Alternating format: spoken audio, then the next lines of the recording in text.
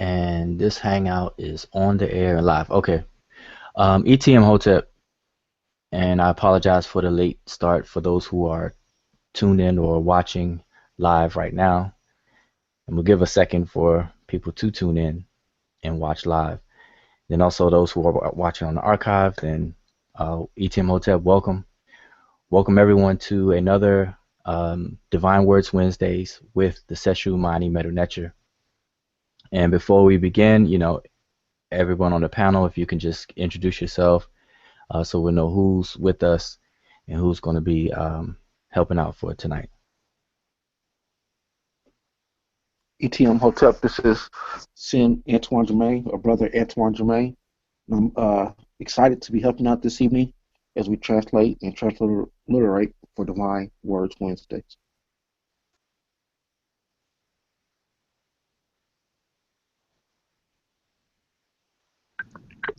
ETM Hotep. Welcome you guys in peace. This is Sin June, also known as Robert Allen on Facebook. Just wanted to say thanks for tuning in. Hope you guys enjoy another session of Divine Words Wednesdays.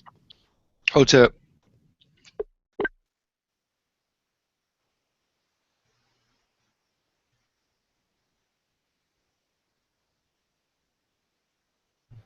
Hotep, this is Tonika, and yeah, welcome to Divine Words Wednesday. All right, we have one more, Brother Chris. Hotep, this is Brother Chris. Welcome to the show. Hope y'all have a good time learning and seeing what we got to show you guys. All right. Now, I will definitely need to take some tutorials on this Google Hangout. All right, the control room. All right. So we're going to get started and share my screen here. First of all, I'll put it on my screen.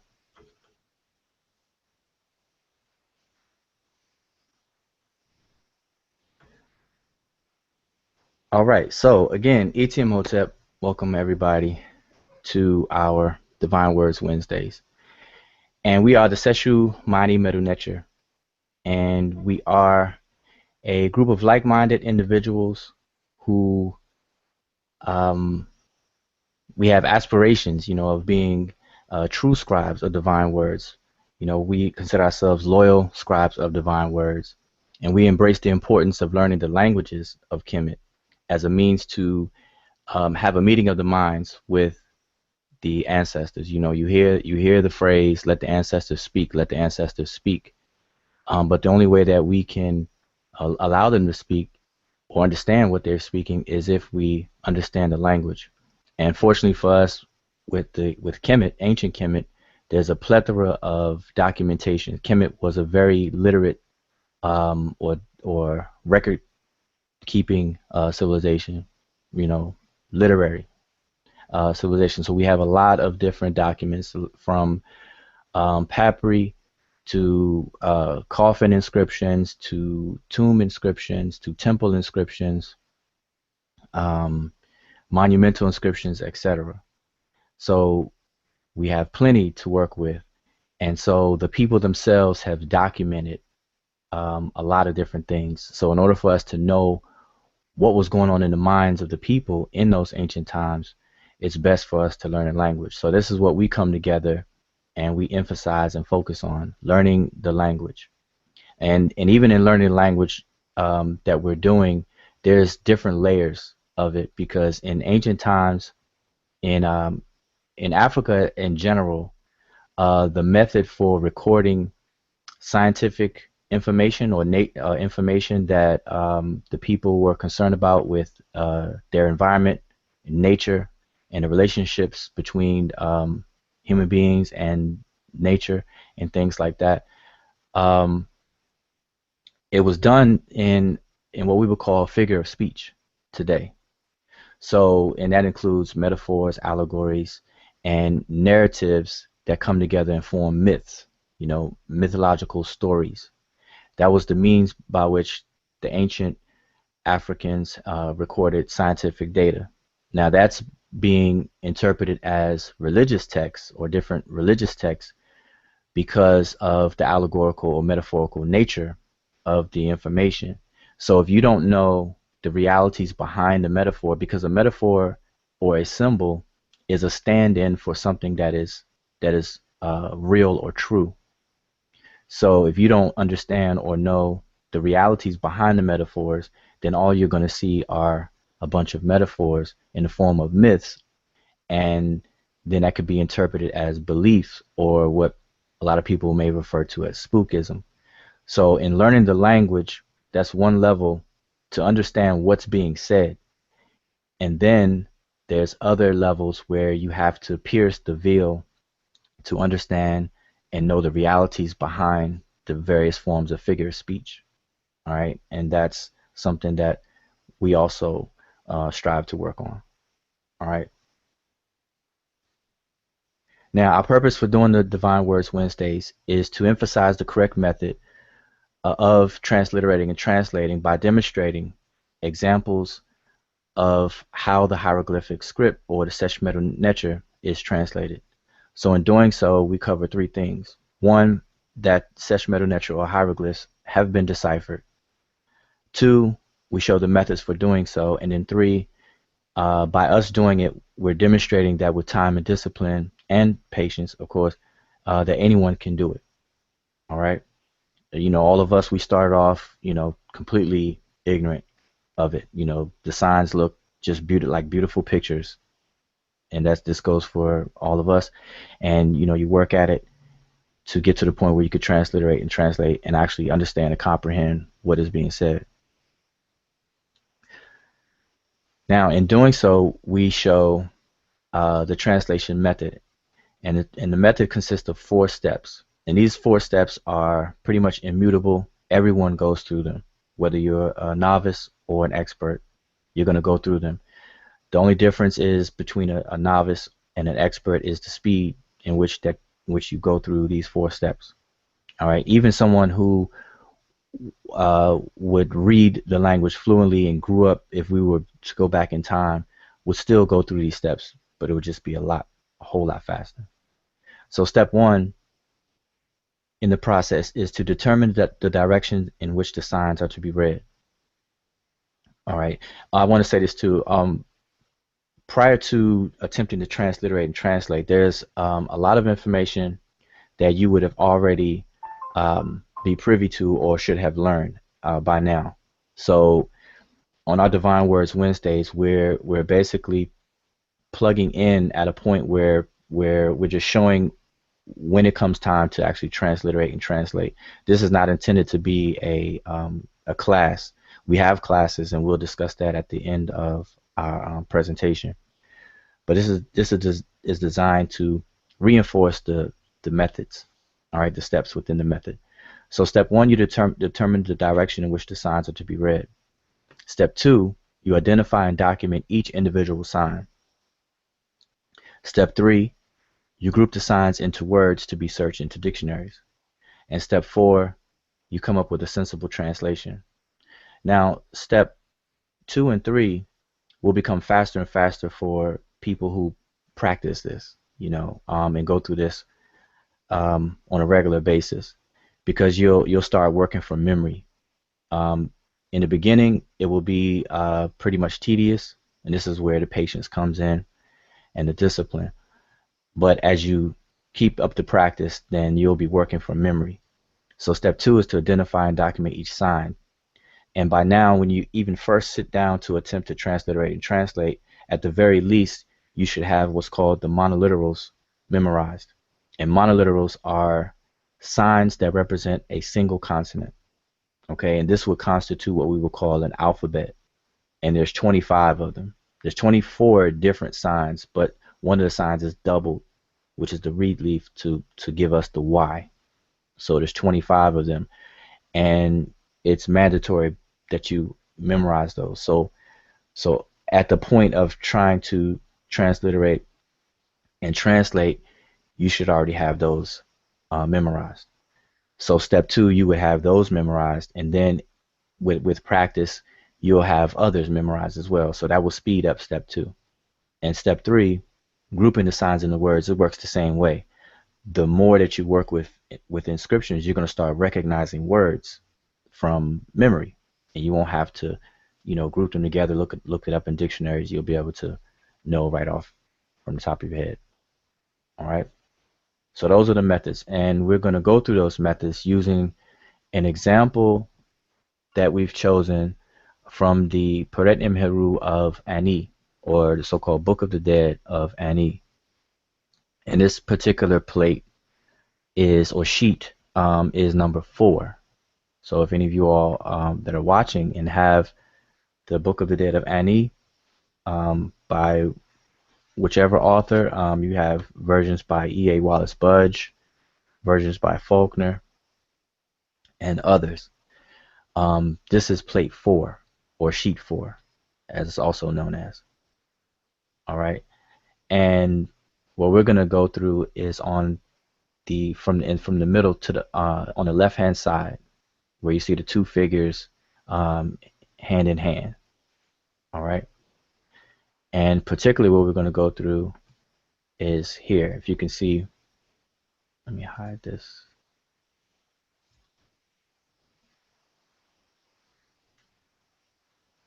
Okay, we're back. So this is what we're going to go through. This is a cropped version of the left hand side. So this is the example that we're going to use, and going back to step 1. Step 1 is to identify the direction in which the signs are to be read. So does anybody on the panel want to explain that step and use the picture as an example and explain the step 1?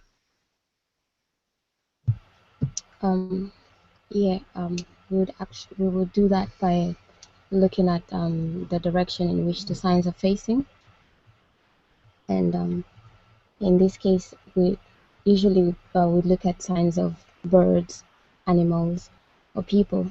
And like on the first column, we have glyphs with birds, and then we have some glyphs with seated men, and they're all facing right. So we'd have to read it from right to left, vertical. Okay, good. And anybody want to add to that? Okay, yeah, and the numbers at the top kind of gave it away.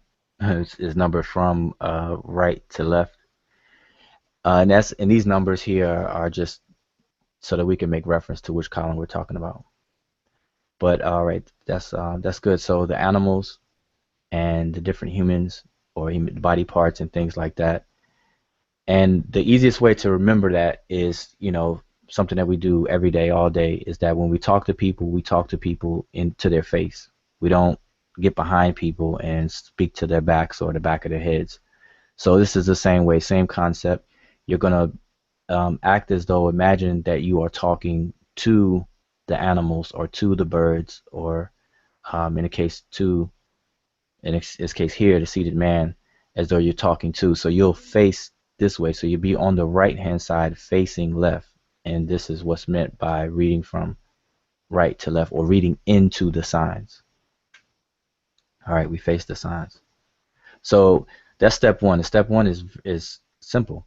Now there are times, this particular picture, all of the signs are facing the same way. So that would be it. Once you figure that out, then that's it. But then you will have scenes and inscriptions where the signs are going in multiple directions. So for example, on the right hand side, these may face right, but then on the left hand side, these may face to the left for a particular reason. All right, so that's the only time where you have to pay attention. But in this case, all of them are facing the same way. So that brings us to step 2, which is to identify and document each individual sign. All right, so for the sake of time, because there are a lot of signs in this particular example, for the sake of time, we can go over column 1 or some of the signs in column 1 just to show and explain how that's done. So, Brother June, I think if you're ready, I can share your screen.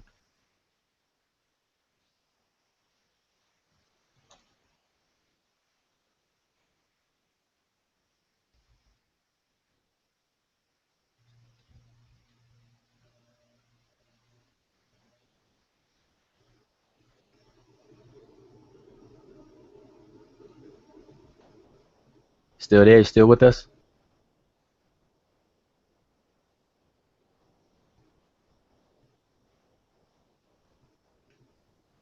Oh, Um, my bad. Yeah, oh, sorry about that. My mic was muted.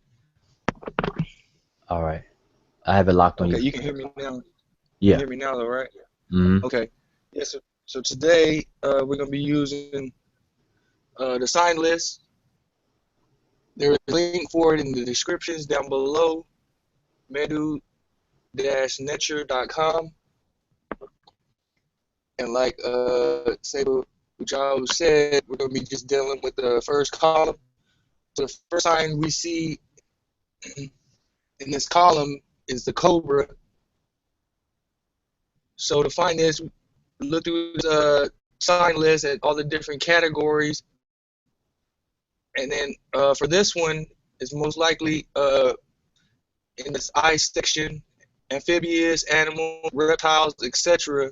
And this is also a monoliteral, which we should have memorized or at least be familiar with.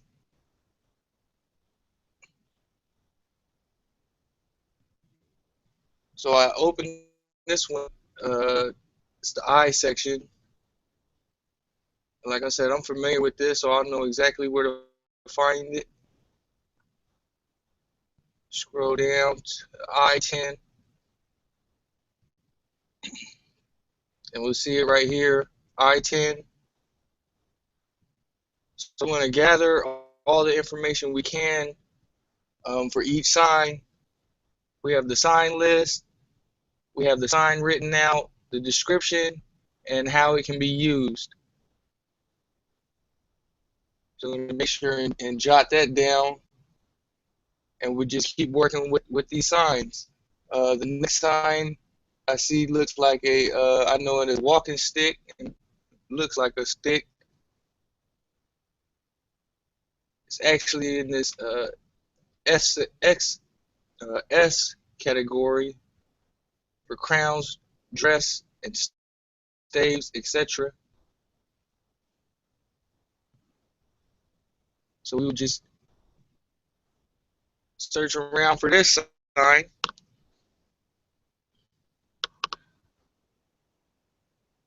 So this is a bigger section, a bigger category. So we just look down until we find it. And like Sebu Ujawu said, some of this might seem a little tedious and seem like a lot of detective work, but I'll assure you, the more you work with it, the faster it will be to do it, and you'll just get familiar with a lot of these signs. Okay, so I've been searching this S category, and then now I come across the sign S43. So we have the Gardner code, the picture, description, and how it can be used. Just keep jotting all this down. So the next sign we have is a reed leaf. This is also a monoliteral, so we should be familiar with this or have it memorized. So trees and plants, since I know it as a reed leaf, go look up in the M category, which is trees and plants. Okay,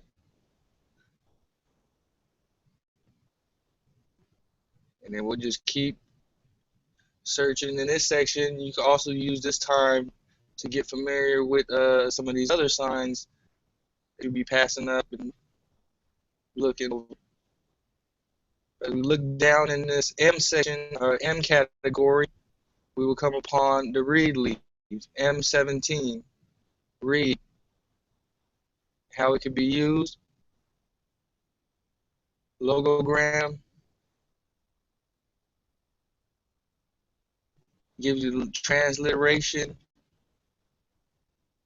Okay. For the next sign is another monoliteral that you should be familiar with or have memorized, and it is the water ripples. So we can find that in the end section, sky, earth, water.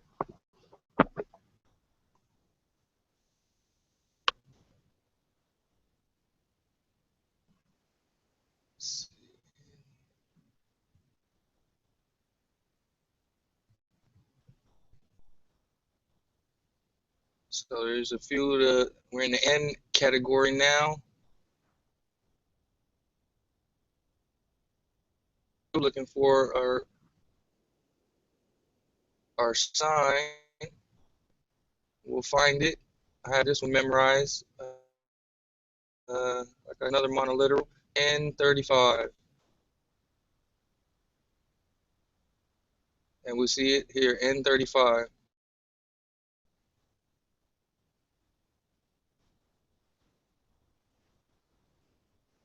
So like I said, you got the Gardner code. You don't have to rewrite the glyphs. And then I would write down these the transliteration, maybe different ways that it can function.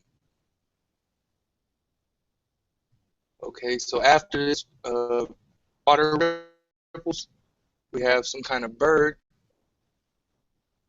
So we know the birds are in the G section or G category, birds.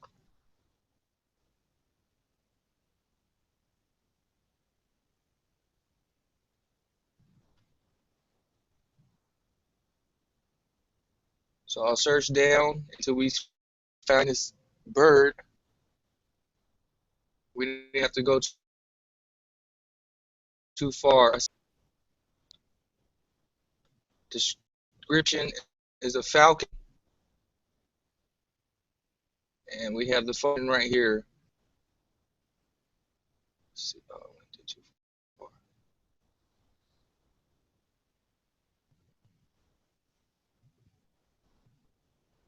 Okay, yep, right here, G5.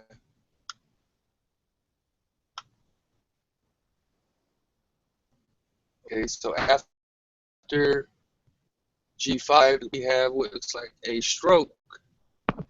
A single stroke.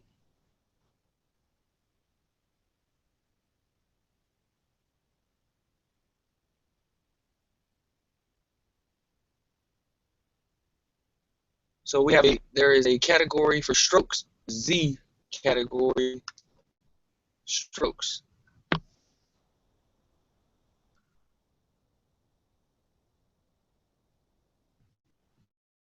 So actually working with this sign list and looking up these signs to get familiar with them, be quick. This is another one that I have memorized right here. Single stroke Z1. It's the first sign in the Z category. And here is all the information on that. Okay, the next sign we have after that single stroke is another bird. Go back into the G category. We know that's where our birds are.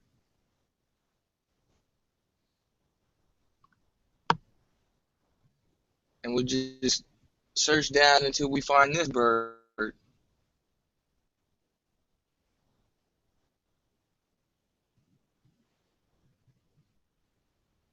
And then we have it right here, G39. G39, we have the pintail duck. Logogram determinative, and right here. All right. Now, just for the sake of time, because that first column has quite a few signs in it. So as long as people that are watching can get the gist of how to do it, the method in doing it, basically identifying the sign. So obviously you have to have a keen eye to take note of how the sign looks and then match it. You're matching the look of the sign with the sign list, but you also are aided by the groupings, which is A through Z. And then you have the category AA. So you have the benefit of that, but even within the categories, especially with the birds, some of the birds tend to look alike. So you have to make sure you have a keen eye on that, on those things. Yep. And like I said, the more you guys work with this sign list, you start picking it up really quick, get familiar with these signs and categories and where to find stuff. All right. Yes. I didn't, for the sake of time, I didn't want to go through the whole column, but this should go to shows everyone that that this can be a tedious step. This is the data collecting step. Step 2 is a data collecting step where you're just gathering information, and the speed that this step takes will depend on how proficient you become in recognizing or memorizing all the different various signs. And then quite naturally, the more that you practice with different inscriptions, then you'll start to memorize more and more signs. So it's going to be a natural progression for everyone. Yep. And also having those monoliterals memories will help out a lot. Have all the information for those memorized, you won't have to look up those signs. That'll save a lot of time. Mhm. All right, so we can so for step 2, let me share my screen again, bring it back. And I know as you were going through it, you're showing the actual sign list, and so if we go back to the picture, hopefully you all can see my screen again. Can you all see my screen? 2. Okay. So yeah, so each individual sign, one by one, all of these different signs, from the strokes to the birds, everything that you see here has to be identified. And like I said, the more familiar you become with these, then the faster you'll be. But this step can be tedious. So this is where the patience and the discipline can come into play, because it'll take some time, especially when you're a beginner. Now, like I said, you should have the monoliterals memorized by now, but the monoliterals are only 25 in number, and there were from 700 to 7,000 signs in the history of Kemet. These particular inscriptions are dealing with what scholars call Middle Egyptian. So you're not dealing with the thousands of signs that came up later in the Ptolemaic era, later era of time in Kemet. But still, there's a lot of signs. So the 25 are mandatory, and then the rest of them you'll definitely become accustomed to as more practice, as you practice more. All right. So that was step 2. Someone has something to add? I just wanted to, so now that we have the picture up, so you can see the first one I looked up was the cobra. I went down to the walking stick, found that in the S category, went over to the reed leaf, found that in the M category, went down to the water ripple, found that in the N category, went over to this bird, which we found out to be the falcon, G5. A single stroke right behind that was in Z1, went down to the pintail duck, G39. Right behind that was another single stroke, and then I stopped right there at the seat or the throne, which is Q1. So you would just keep on doing that for each sign. Okay. Yep. Perfect. And now, let's see.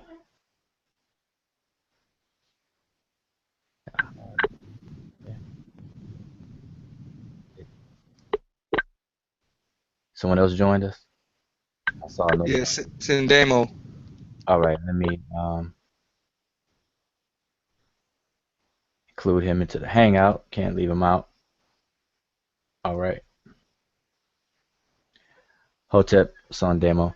All right, so to continue on, all right, so that's step two. Now, once you complete step two, which will be for this particular example, it will take a lot of time. So that's why we're cutting it short, just to drive the method home, just so you can see how it's done. All right, and then also I always also encourage everyone watching now to watch the archives of our Divine Words Wednesdays, and you'll see the same steps. We're just going through the same 4 steps every Divine Words Wednesday. We're emphasizing the method. These methods are utilized every single time. All right, and by the time you're done, you will have something that looks like this. All right, so here is the documentation for all of the signs in column 1. So you see the cobra, and Brother Robert mentioned I-10, the cobra. And now, obviously, when you're writing this down or typing it up, you won't have to, try to draw. It's optional, but you won't have to draw the sign or give the description. But the two most important columns that you want to record would be the Gardner code and then how this particular sign can function. All right. So you're going to deal with column 1 and column 4. As far as now, this is an example of coming out of the sign list that you saw. So we had the cobra, the walking stick, the reed, the falcon, the stroke. Now there were more strokes within column 1, but obviously once you find it one time, you don't have to keep writing it down. Someone want to add something? No, it was just there was a water ripple after M17, but it's not on that slide. Okay, yeah, the water ripple's down here. You have N35. It's down here. The first instance of it would be right after the reed leaf. That's correct. But it's actually here. So there's a lot of there was some water ripples after the hare or the rabbit as well. But once you log it down one time, that will be enough. So we had the stroke, the pintail duck, the seat, the bread loaf, etc. So this is what you would end up having. So this is just column 1. So if you go through column 2, 3, 4, and the rest of the scene, you could see how this can become very tedious, but it's necessary. It's a must. All right, and like I said, once you memorize it, you won't have to write these down. So that will conclude step 2. And that brings us to step 3. Step 3 is to group the signs into words to be searched in dictionaries. Now, the reason why there is a such thing as step 3, if you look back at the inscription here, in Sesh Medew Netcher, there are no punctuations. There's no commas. There's no spacing of words like how we have in English. So when you first look at a scene like this, if you don't know what the signs are and you're not familiar with them, it just looks like a bunch of beautiful signs or glyphs. It has no, you don't know what's what. It's just look like a string of glyphs back to back to back to back. So this is why step 3 is necessary, because you have to group these different signs into words. And mind you, there are no spaces that will help us do that. So you have to use other means by which to do that. And one of the main ways that will help you do that is what's called determinatives. And determinatives are signs that help determine the meaning of words.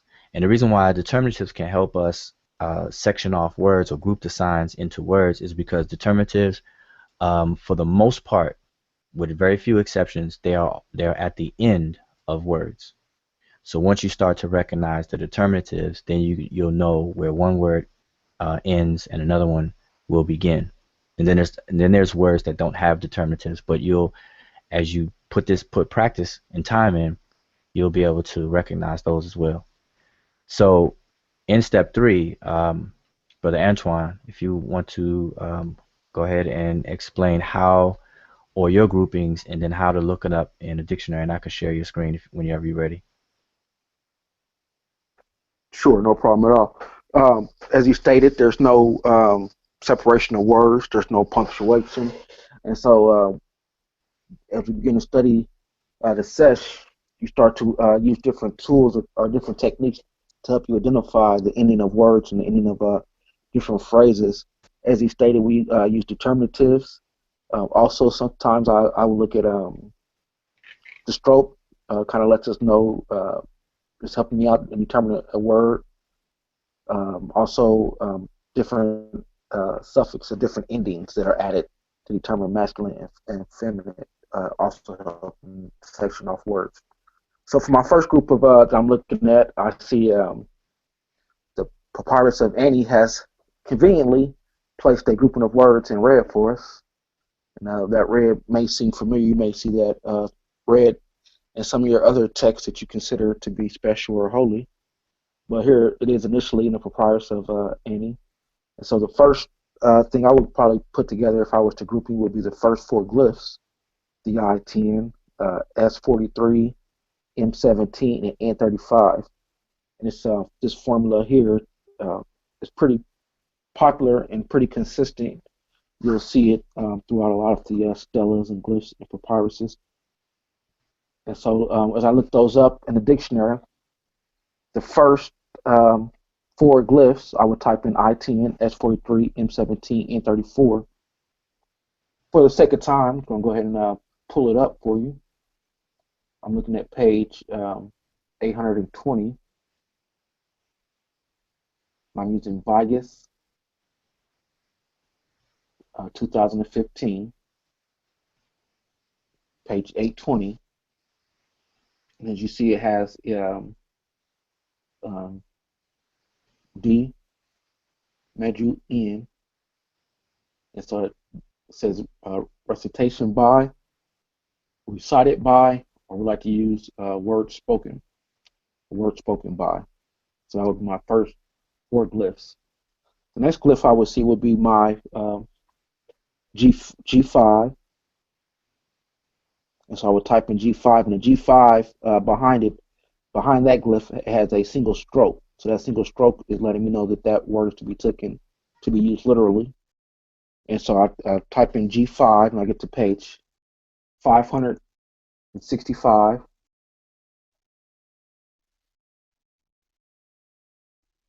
And I can see here where it's used as a rule. On your document, can you highlight it to show anybody that's watching this know exactly where you are? Sure.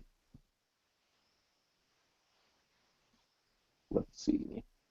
Oh, I thought maybe your cursor would do that. If not, then I guess you don't have to worry about it. Okay, I guess it doesn't. Yeah, there you go. All right. Just so that everyone can follow along with what you're doing. Whatever my G5, my Haru,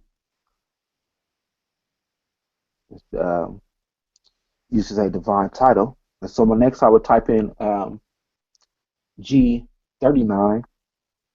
I'll type in G39. It's going to give me page 685.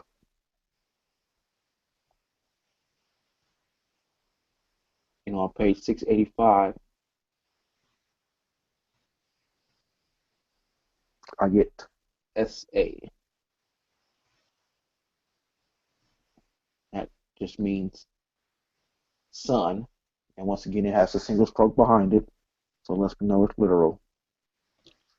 Next, I'm looking at the next three glyphs, Q1, X1, and H8. That's going to be located on page 1641. Now, for the convenience of time, I'm just able to type it in. But hopefully, you're taking the time to go through. Hopefully, if you're watching this, you can pause it and you're able to look up the word and see if you get the same location in Vigus that we get. Once again, these your transliteration should be exact. And so we're getting, for this one, I said, this is page 641. I'm going to highlight it here for us.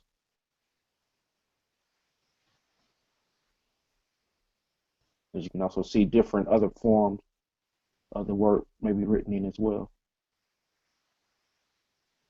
There's at least 5 different forms right there. But the one for this papyrus is just Q1, X1, and H8, capital H8. Next, I'm looking at M17, sorry, M18, M17, M17, Z4, and D54. And this is information that you should have collected when you did your initial naming each glyph. This is going to be located on page 1187.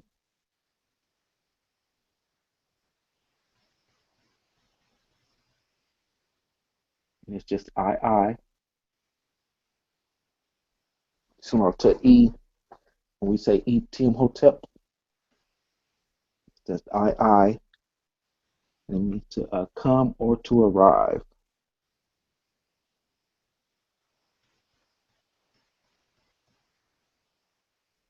And it's used as a verb. I'll go ahead and highlight it for us. The next one would be J1 D21 or AA1-D21. XR will be the manual decodage located on page 225. We know that means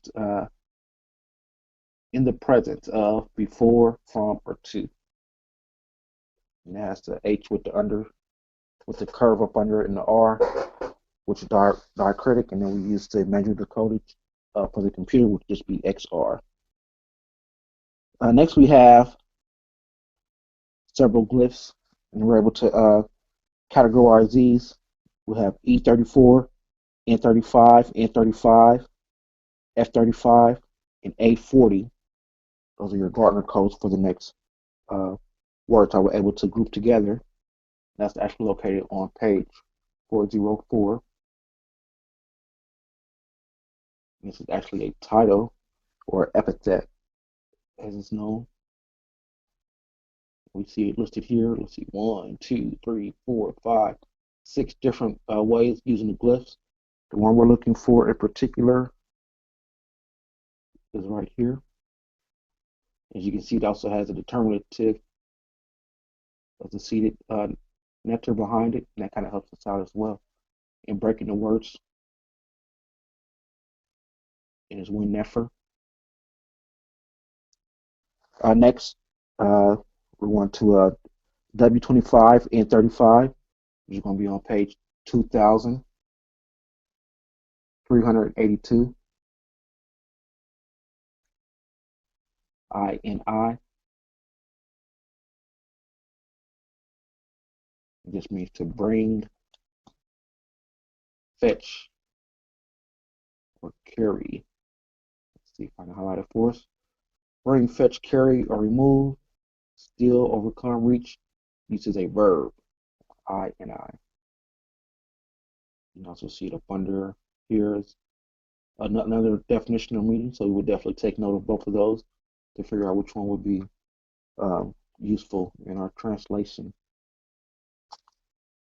So we have next we have a pretty popular one where we have the Q2 and D4, which gives us Wasar, and we can find this in Vigus on page 1645. Let's see. Here we go. And you can see sometimes they have it with the determinative, and sometimes you may see it without. And one thing I know a lot of individuals do is as they begin to use a dictionary, they'll start to realize that there are certain terms that are more common. So in the process of using the Vigus dictionary, I would encourage you to also begin to form your own dictionary where you're collecting your own group of words and grouping of words that you can actually refer to as you could begin to translate your different glyphs. You can actually refer to them on your own and begin to look back at your own notes. You'll say, oh, I've seen this word before. Matter of fact, let me look at my notes. Oh, yeah, this is in my notes. I found this word on page such and such in the Vigus, and you start to begin to collect your own running dictionary that you can use as well, which also helps individuals who are interested in, becoming quickly and becoming fluent. The next term we have is F34, our next two glyphs, F34 and Z1, which is the IB, will be our manual decodage. We see the single stroke behind it, which lets us know that it's going to be used as literally. And so we have on page 505, IB, let's see, and it has it as heart, mind, understanding, intelligence, will, desire, mood, and wise. So we're going to figure out, based on our translation, which word goes here. Last but not least, I'll go ahead and do one more for us. This is looking at the U2-J11 or AA11, D36, H2A, and Y1V. And this can actually be found in Vigus on page 2034. This is actually another glyph that we used pretty frequently. This is the sickle, and we have it as Ma. Let's see. We want to find along with the outstretched arm. And the meaning is real, true, just, fair.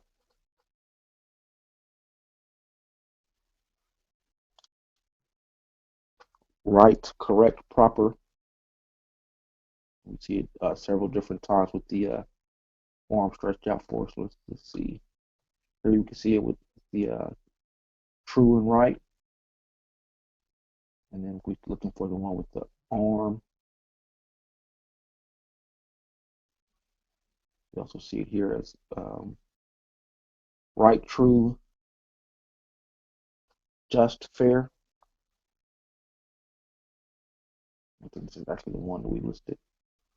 Innocent. And it's also the beginning of the word mayat. So those are a list of different dictionary entries that we're able to locate within our first column just by typing in the glyphs or by typing in the manual decodage.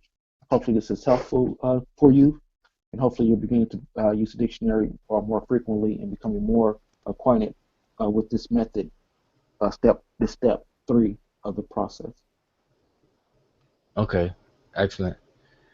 And then and that too can be tedious, but as time goes on and as people gain proficiency with the different words, then that will speed the process up because you won't have to look up words that you've already memorized. All right, so let me actually activate another one of our brothers, Itiam Hotep, brother Satep and Ra, and let me put this on my screen. Okay, so now we're looking back at the picture, so hopefully you all can see my screen and see the picture again. So that was all of the groupings of the words for column 1 and showing how to look them up. And now there was an instance here where these groups of glyphs were skipped, and this is because a lot of times when you're grouping the glyphs together, and mind you, between step 2 and step 3, sometimes you may have to go back and forth between step 2 and step 3 because how you group your glyphs together to form words, the first time you do it, you may be in error. And then as you're looking up in a dictionary, you may not be able to find it. So then you may have to make some adjustments. So one of the main things, you definitely have to be flexible in doing these steps. All right, so just maintain a level of flexibility when you're doing this. And it can be frustrating a little bit, but you'll be able to work it out, and make use of all of the clues that you have, all of the tools that are available, all of the clues. So again, the determinatives offer a big clue once you become more familiar with the various determinatives. So for example, as I said, a determinative is so called because these are signs that help determine the meaning of the words, and these determinatives are not pronounced, and they're not transliterated either. So when you transliterate, you won't, let's, for example, these two walking legs here is a determinative. So when you transliterate this word with the double I or E, this determinative is not transliterated. And this is why it's important to deal with the actual pictures of these scenes as you see it on the screen now. So for example, if someone were to ask me, what does the word E mean? And they spell it to me I in a transliteration. They give that to me and ask me, what does it mean? I will not be able to tell them unless they also show me the glyphs, because they are without knowing the determinative, then I may not know, I may be giving them a meaning of a word that's spelled the same or transliterated the same, but it's really a totally different word. And the determinatives help us differentiate between these different words. All right, so hopefully that makes sense. But in doing so, what was skipped here in column 1 is from this vulture down to this seated noble person in the seat here. Now, in step 2, you would have identified all of that, but then you would have had problems here because this particular name is not, or this particular set of glyphs, I kind of gave it away. This particular set of glyphs may not be found in a dictionary this way. And so one of the clues, when you come across those instances like that, then a lot of times, not all, but a lot of times you are dealing with someone's name, okay? Because names are not found in the dictionaries for the most part. You'll find the titles, and you'll find epithets of the various divinities or deities, and then the deities themselves. But when it comes to the names of people, you won't find them in the dictionary that way. All right, so just keep that in mind. That's just one of the clues. Now, that's not a 100% rule, but that's just a clue to help you determine that when you become stumped. Because right here, in a normal procedure, you would for step 3, you would be kind of stumped right here. All right, so just remember that would be a name, or the likelihood of it being a name. So then you would transliterate it as it is, and we would know that this is the name Ani. Okay, so this is speaking about Ani, and then you would continue on. All right, so hopefully that makes sense. So to show the end result of step 3, these are the dictionary entries that Brother Antoine had gave. So you have the page number, so you want to jot down the page number, and then the possible meanings. And as you notice inside of the Vigus dictionary, the way that the dictionary is arranged, it's arranged based on the Gardner codes, these codes here. So the good thing about that arrangement is it allows us to see the multiple various ways that a particular phrase or word can be displayed or expressed in the script. This is why when for example, on the page where we had mdw-nTr or mdw-nTr, you saw the multiple ways that was expressed, and they all meant the same thing, but there was different ways. So you had some where the determinative here of the seated man, or the seated God, as they say, it was missing. In one variation it was there, which is our particular one, and then there was some other things that was included, but it all meant the same thing. All right, so this is the end result of column 1 based on the dictionary entries. So you would take these different meanings over here, and then you would proceed to step 4. Now, prior to step 4, within step 3, this is what you would end up having, and this is a combination of step 2 and 3. Okay, step 2, in identifying every sign in step 2, you would have written down how the sign functions, and you would write down their transliterations. Okay, so what you're seeing beside number 1 is the transliteration of the first column. So this is the entire first column transliterated. Now these spaces in between here is a result of what you're doing in step 3, grouping them, except you're not grouping the signs literally, because as you can see, these are not signs, these are the transliterations representing those signs. So the same thing, you have to group your transliterations. So you have the first word, Jed, next word, Medu, next word, In, next word, Heru, Sa, Oset, E, In, Kerek, Winin, Nefer, etc., etc. All right, so this is a combination of step 2 and step 3. So here's column 1, column 2, and column 3 and column 4. And that would represent, let me go back to the picture, that would represent all 4 columns to the right of this picture. Now we've only discussed column 1, but just to show you the transliterated form for all 4 columns. Now this transliteration system that you're looking at is called Manuel Codage, the transliteration system. It's one of the 2 main ones that everyone uses. The other one is the Diacritic. I have a quick question for you. Mm-hmm. Now, when I was looking up in the dictionary, and when I was trying to do my transliteration, I'm noticing I see the bread basket, or actually, yeah, I see not a bread basket. I see a basket with a handle on the end, but I didn't. I looked up in the dictionary, we didn't have that at the end, but I do see it in the translation where the .k. Right. Okay. Yeah, that's a good question. Now where that comes from, okay, let me just finish explaining this. The diacritic transliteration, this is the Manuel Codage on the screen now, and then the exact same thing in the other transliteration system, which is called diacritic transliteration, is what you see here.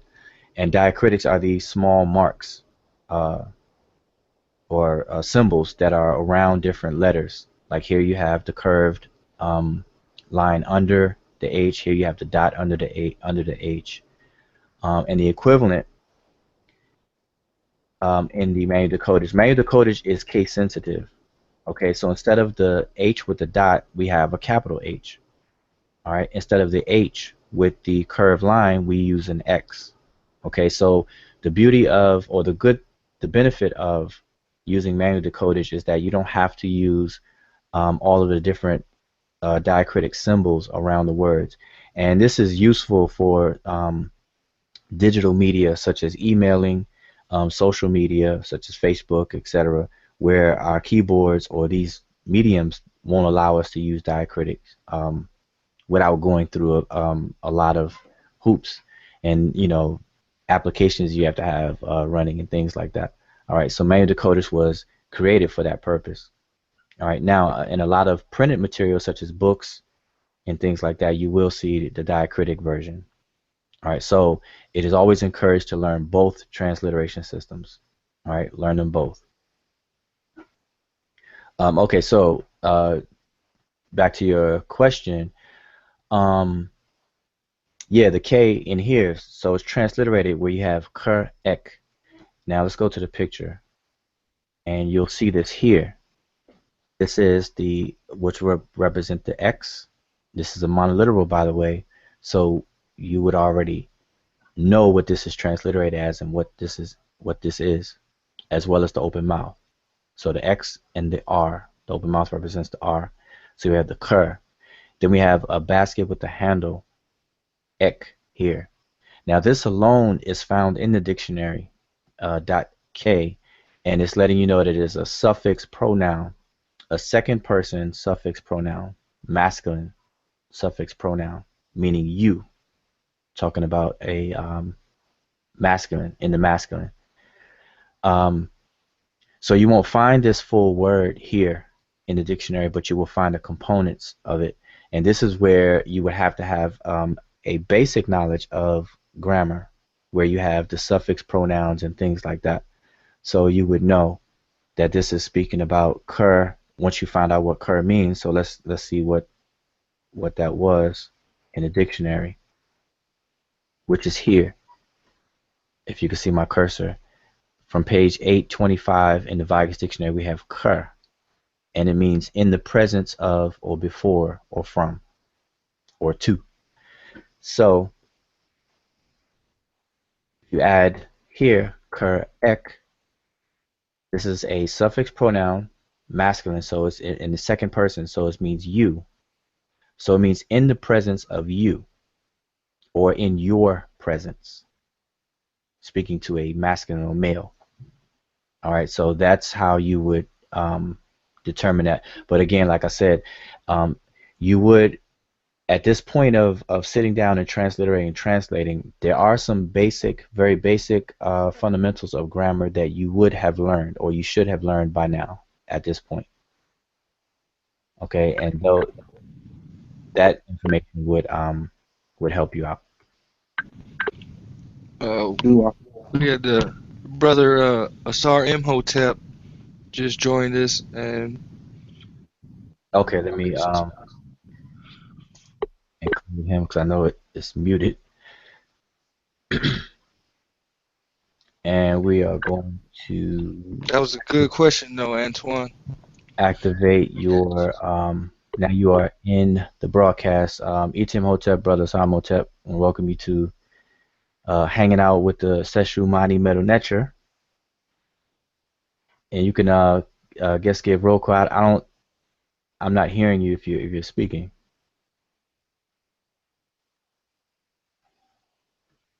Yeah, you're activated on my end, but I'm not hearing you.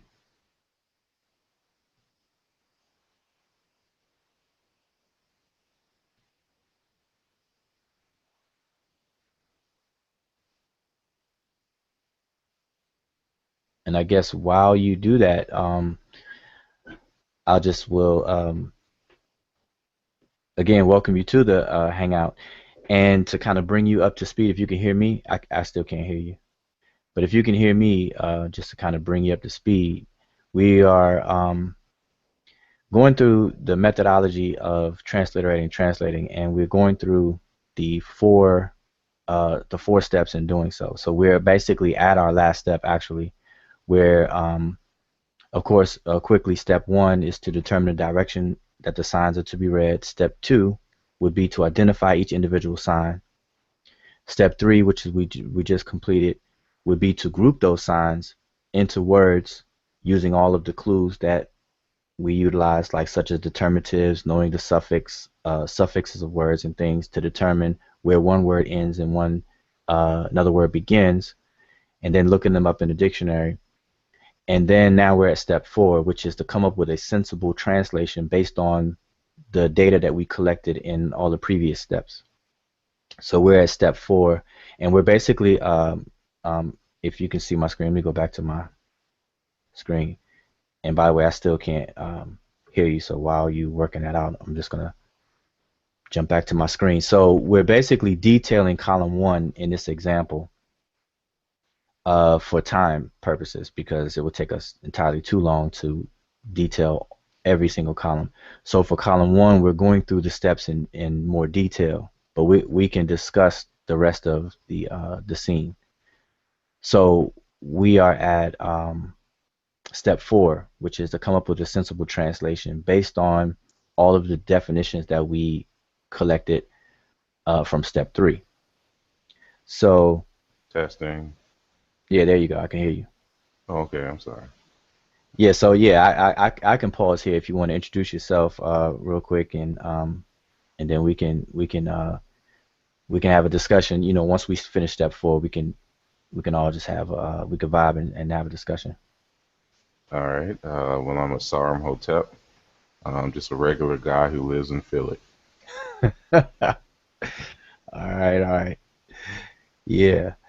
Okay, so all right, so step 4. Excuse me. Now we've done that work, and like I said, I like to reiterate, because this can be a bit frustrating at first, especially when you're first starting out. Even though you have learned the basics, and which have brought you up to this point in the first place, it can be tedious I should say. Maybe not frustrating, because most people who are sitting down learning Sesh Medew Netcher and everything, you have a desire, you have a thirst to do it in the first place. So I won't say frustrating, but it can be very tedious. Now that the time it takes you to do it, like I said, it will cut down tremendously the more and more you put practice in, more and more you put time in, because you'll start memorizing signs and you'll actually start memorizing words. You'll actually be able to see, for example, in column 1, as Brother Antoine said before, these first 4 signs or glyphs here, you would immediately recognize this as a phrase that's very common, and we call it the Sesh Medew formula. And they come in different, 2 different ways, and this is one of the particular ways, Sesh Medew N, which means words spoken by. And this is so common that you would pretty much recognize it on sight eventually. If you notice in column 1, you see it here at the top, and you see it again in column 5 at the beginning. So knowing what this is, words spoken by, once you know this is words spoken by, then another clue, or that will clue you to what comes next, is it has to be somebody's name, because it's saying words spoken by, and then the first thing you think of is by who. And you can continue on. And the same thing over here, words spoken by in column 5. All right, so that's just an example of how you'll begin to be accustomed to full words. And the same thing happens in English. If a person was learning the English language for the first time and looking at the English script for the first time, the way the English script is, even though we separate our words with spaces, now let's say if we took those spaces away and just strung the words together, to a person who's just looking at the English alphabet, they would just look like symbols just strung together. They would have no idea of what's what. Similar to how maybe some of us will look at a Chinese newspaper. It just looks like a bunch of symbols that are strung together. But because we know English, we can actually remove the spaces from the words, and we will still recognize the words, because our minds have already been programmed to recognize patterns in these words and record them that way. So the same thing will happen eventually when we deal with these inscriptions. You'll just start to recognize the patterns here in the words. All right. So with that being said, now we're at step 4. All right, and remember, step 4 is to come up with a sensible translation. All right, and we've already showed the transliteration for all 4 columns that are on the right hand side, and this brings us to the translation. Now, something to take note of: when we transliterate, what we're doing is we're taking the sign that we're looking at, and then we're bringing the sign into a different orthography or different script. And like I said, there's 2 major systems, the Manuel to Codage and then the Diacritic system. So 2 or more people doing transliterations, they should have the exact same transliteration as long as they're using the same system. So if like me and Brother Antoine, if we're transliterating, we're both using Manuel to Codage and we're dealing with the same inscription, then we should have the exact same transliteration. But now when it comes to translation, because there's hardly ever a one-to-one translation coming from a source language to a target language, you'll get the variations. This is why Budge may have a translation that may be slightly different than Raymond Faulkner of the Book of the Dead of Ani in different passages. And the reason for that is because of the flexibility of synonyms and things like that. So the example I always give is, for example, Hemet Nesut. Some people may translate that as queen, and then another person may translate that as wife of the king. Now we, in general, we're saying the same thing, wife of the king and queen, because a queen is a wife of a king.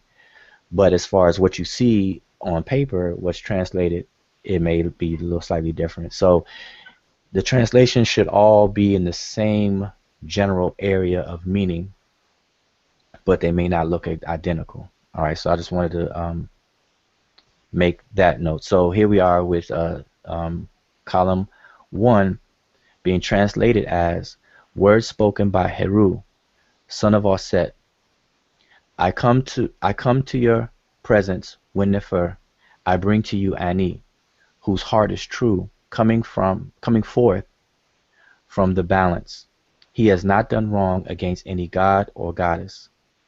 Jehuti judged him according to the writing reported to the Pasejet, or the Ennead, as some people may know, and the great Ma'at, who witnessed. Grant it be given to him bread, beer, coming forth in the presence of Wasir, and he will be forever like the followers of Heru. All right, so that would be all 4 of these columns here. I'm going to go back to the picture. All right, now also what you're seeing in this screen, scene, what definitely sticks out are the 2 large figures in the scene. So here we are saying words spoken by Heru. This will give a big clue to who this first figure here is on the right hand side, Heru, and it literally says that I bring to you in your presence, and then Winnefer Ani. So obviously he's bringing, and this lets us know who this next person is Ani. All right, and then we can figure, we can read the rest, but we can identify who these figures are within the scene. Now, a lot of different scenes, you will see different figures, different pictures of different things, and the pictures or the figures that you see in the scene, they are always accompanied, or they always accompany, or the figures, if you see inscriptions in the scene, they accompany each other. You cannot divorce the inscriptions from the scenes, and some people who are not familiar with the language or the script, they tend to look at the pictures and then develop their own conclusions based on what they're looking at without looking at the inscriptions, not knowing that the inscriptions are actually telling you either what's going on or who is involved or what the circumstances are for what you're looking at. All right, so it's like an illustration for the text. In any book that we write, even today, if you're writing a paragraph and you want to visually enhance what you're saying, then you'll create a picture to go along with the text that you're writing, the paragraph that you're writing. All right, so this is something that we do today. Mm-hmm.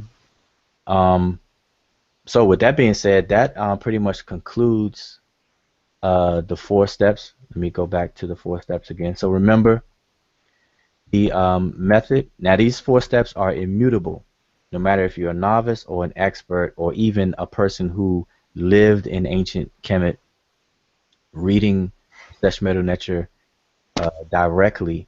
You will still go through these steps, but obviously if you were back in time, you would go through it at lightning speed because you would have a lot of things memorized. You would be using it day to day, every day, all day, so on and so forth. But just like English, there are instances where we speak English all of our lives, but we still have to look up words in a dictionary based on the fact that certain words we don't use all the time, and new words we come across.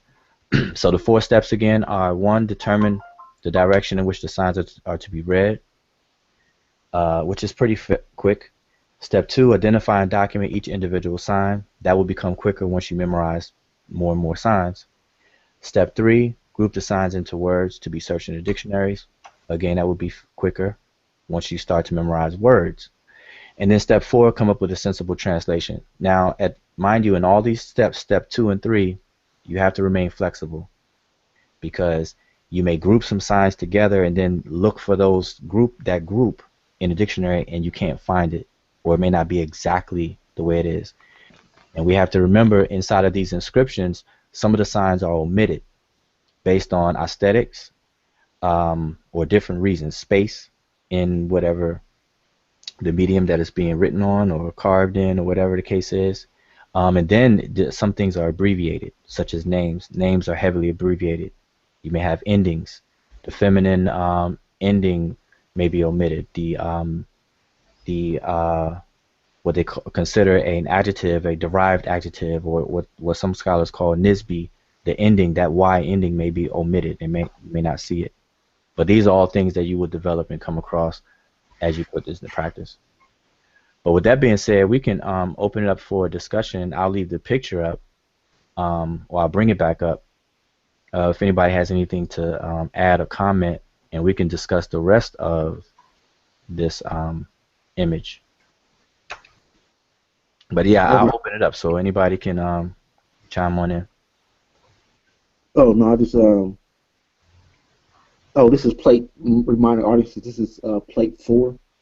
If you're following along or if you're studying and using reference, you're looking at plate 4. Also, if you look at in column 2, which we didn't get a chance to go through each of the glyphs, but if you scroll down to the bottom, you can actually see where it has Sesh. It also has Tahuti as well. Mm-hmm. And so some of those things are, as for individuals who are looking, there might be certain things that the more you get to study certain things or certain glyphs pop out to you. So those just some of the things that popped out to me. I did have one question as it relates to the name. I'm not sure. I know a lot of people who are studious often discuss how the name is written in glyphs as opposed to how it is pronounced or articulated. And I know it's spelled with the most of the documentation has it spelled capital A-N-I. And I see where you wrote it with a Y, and I've also seen where others have said that the name could possibly be translated differently. Mm-hmm. Yeah, that's a question that I've had for a while, and I've been a part of a few discussions about the name Ani, because it's unique in the way that it's spelled, even grammatically. Because here we have a water ripple. Hopefully you all can see my cursor.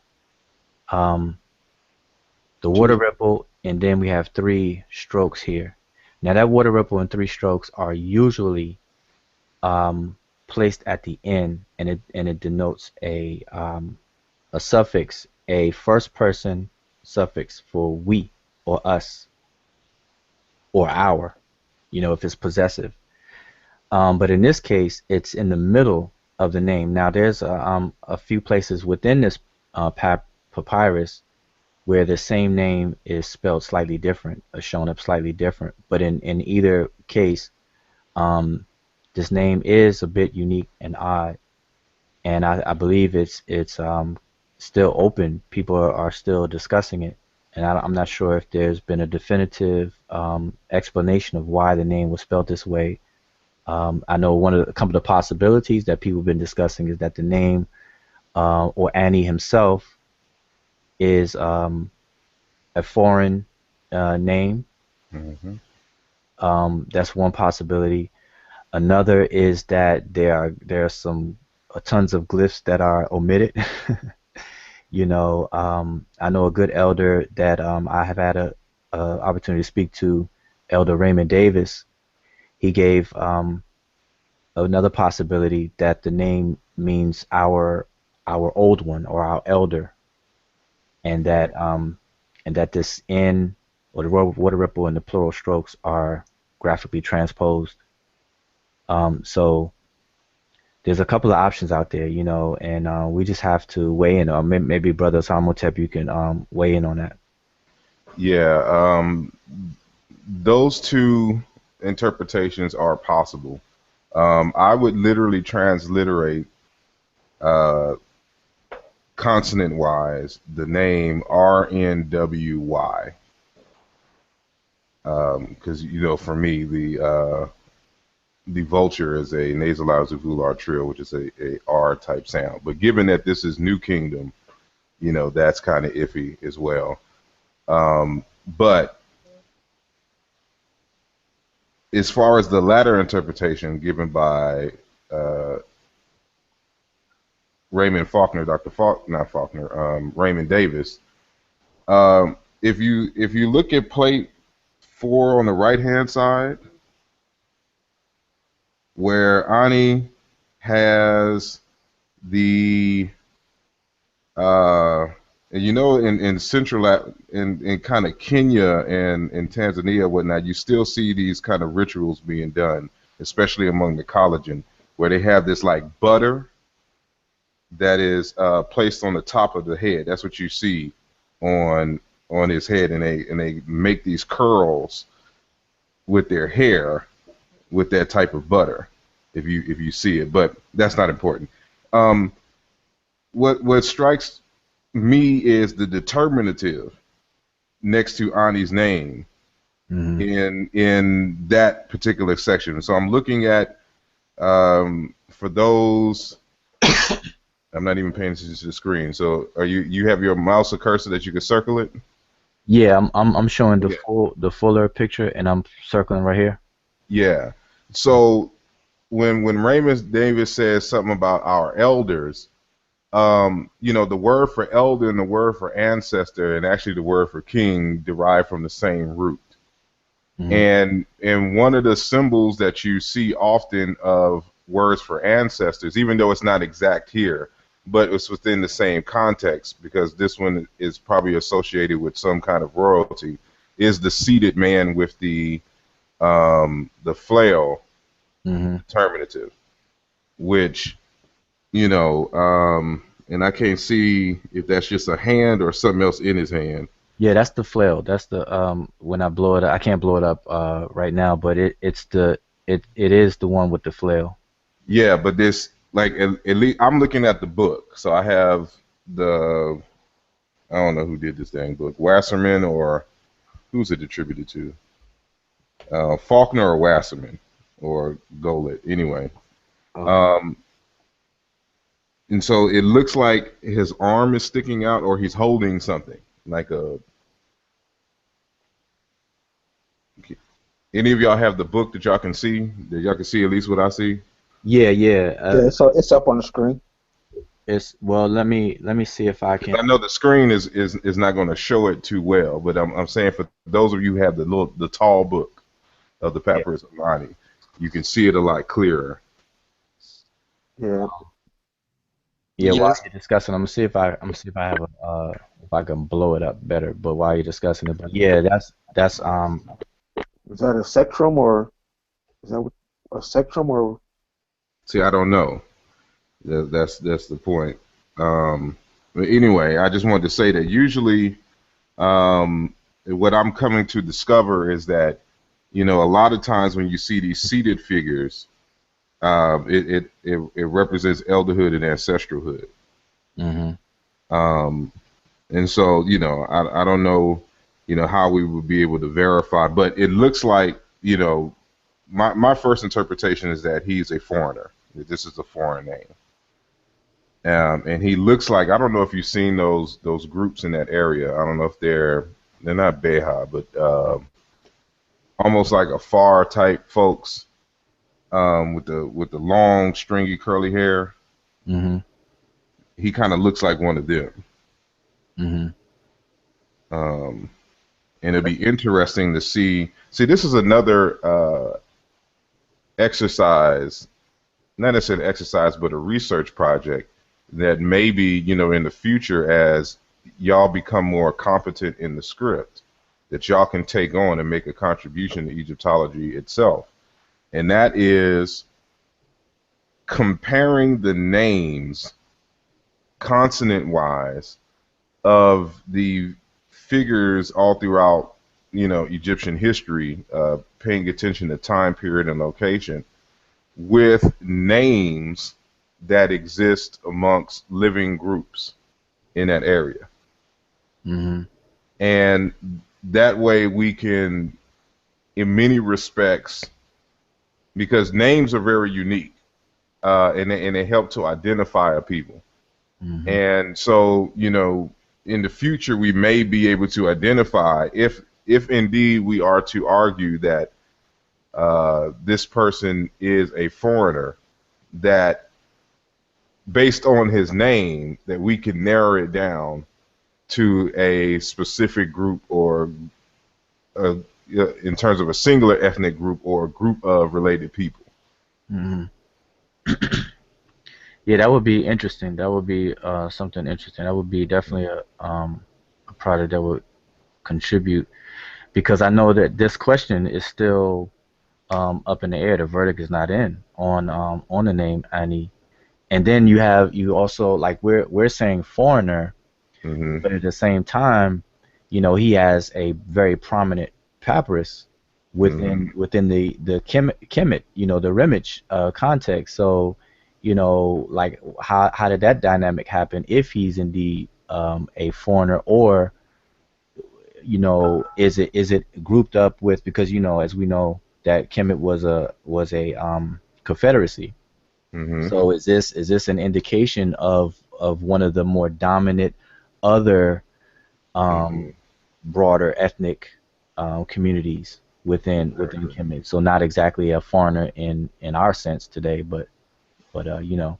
So I think that would be good. But this seated figure here is used for the word sheps, which means Hmm. a noble elder, and things like that. That's why Elder Raymond Davis, when he gave it, I thought that was a nice contribution. Hmm. Now, grammar wise, this is not following pretty much any grammar Yeah. at all. So, But given that he was a scribe, he would be associated with royalty, which would, justify the determinative in of itself. And mm, so what we would have to do is, in our research, to look for other examples of this. If we can find any other pertinent herus with different figures, mhm. but and these persons were associated with um, some kind of royal office, do they also have this determinative, Right. attached to their name? Yeah, that's definitely something. That's a project. That's something to look into. That's workable, and that would be good, because we uncover this about Annie, and then it'll open the doors for a lot of Right. other. Yeah. And something else I noticed, well, at least, uh, well, if we go to the back on, I guess, the previous page, uh, well, I guess you're on the screen, so, but I'm talking about for those who have Wasserman's book, Hmm.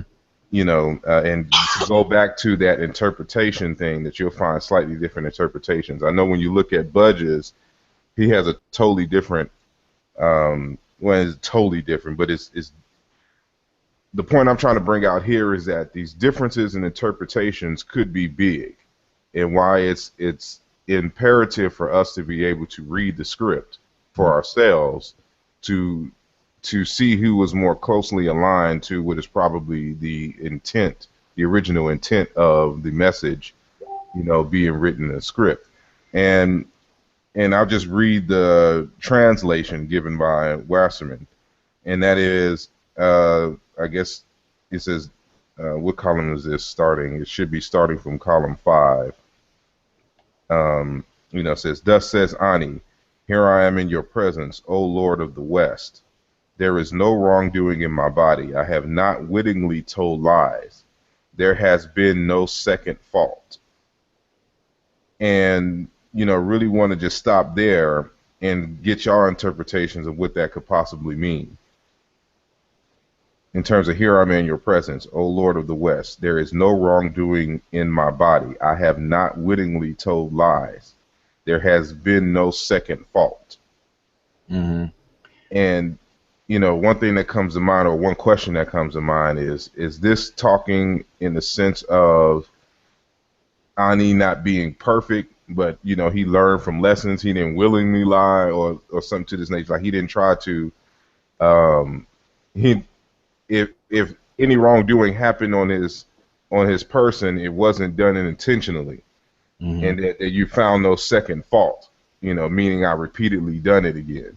And what does this say in comparison to other texts where it appears as if you had to be perfect in order to, move forward, to the blessed West, versus this?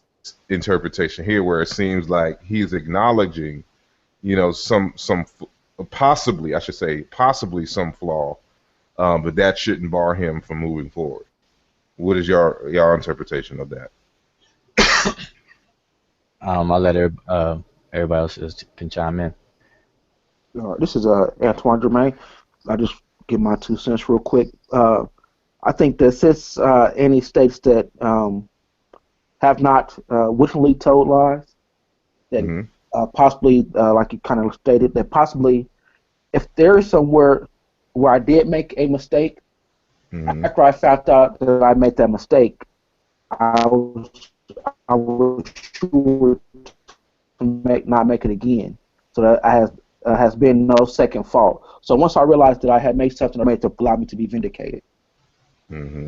Well, I want to interject something here, like, and this is like speaks to your point that you're making, Asad, that we have to, by us piercing into the actual script and learn to read it ourselves, because like in column 8 is where we see this word lies, this word ger for lie, and then we have the preposition m, and then the word rek, which means knowledge. So he's saying to lie with knowledge, or to know that I'm lying. Like, you know, I don't mean to do that, you know, I'm not conscious of doing it, but I may make mistakes, you know. So it kind of speaks to what you just said, and it seems like to back that up. And then we have this word for second, you know, the second time. So it does seem like there has been some kind of correction process that he went through, and self-corrected himself, or you know, became wiser, and he shouldn't be barred from, you know, the field of peace, and, you know, to continue on.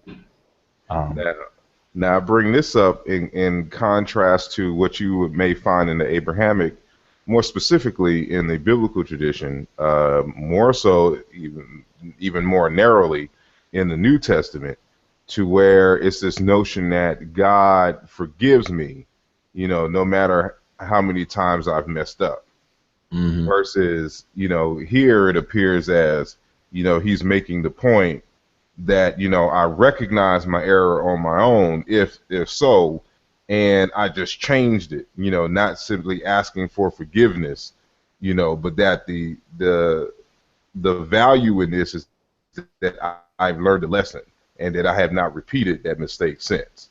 Yeah, that's a excellent point, and that point is backed up really by the entire process, because if we were to read, you know, in other parts of this papyrus, we'll see that certain body parts would be a witness to your actions, your own body parts. You're not asking for any outside external deity to, you know, just wave your problems off. Your actual body will testify to what you've done, where you've walked, what you've said, and it's a self-correcting. It's almost like how science works, self-correcting process. So this seems to kind of verify and confirm that.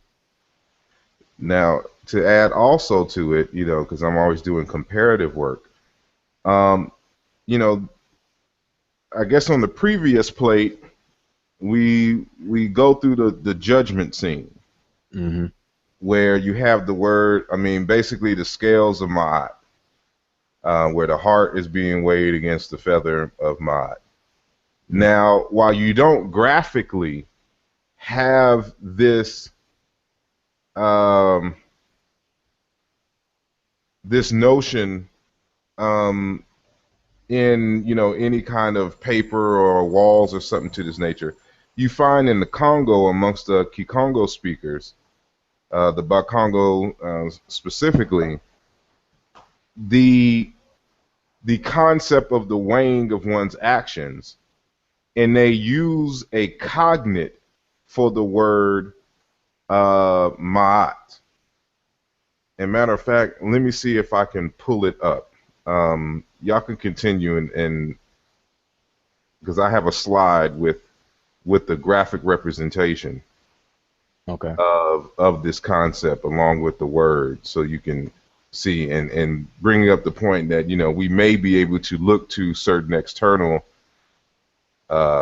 groups, you know, for an interpretation, you know, of or not necessarily an interpretation, to show parallels, Mm-hmm. Of the particular practice, and with the difference in the names. But let me see. Is it, All right. Well, I'll just let me mute because I'll talk to myself. all right. So let me, while you do that, let me just, for those who are watching, who will be watching the archives, let me one more time, once again, share my screen, because I want to let people know the availability of the classes and everything like that. Let me get back to it. Share my entire screen and pull back up the slides. All right. So while you're looking for that, just want to remind all the viewers that are watching now and who will be watching the archive that remember at the beginning I said that by the time you sit yourself down to transliterate and translate any inscriptions, there's information that you would have learned, by way of, if you're self-taught, you study on your own or you take a classes. There's some prerequisite information that you would have known. And to bring you up to this point, we offer classes at the website mdw-nTr.com, and that's www.mdw-nTr.com. And on the website, you can register for the classes. The classes are 12 weeks long. It's a beginner's introductory level where there's two choices. You can have an interactive with a teacher, such as myself, or you can study on your own.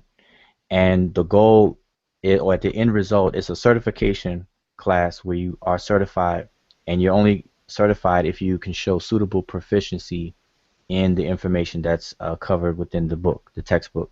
And that particular textbook is A Beginner's Introduction to Medew Netcher, and that's also available on the website or Amazon.com. But the goal is to be certified in demonstrating your proficiency in transliterating and translating Sesh Medew Netcher. And if you take the interactive with the teacher, this your ability to transliterate and translate, if you complete the course and everything, that's guaranteed.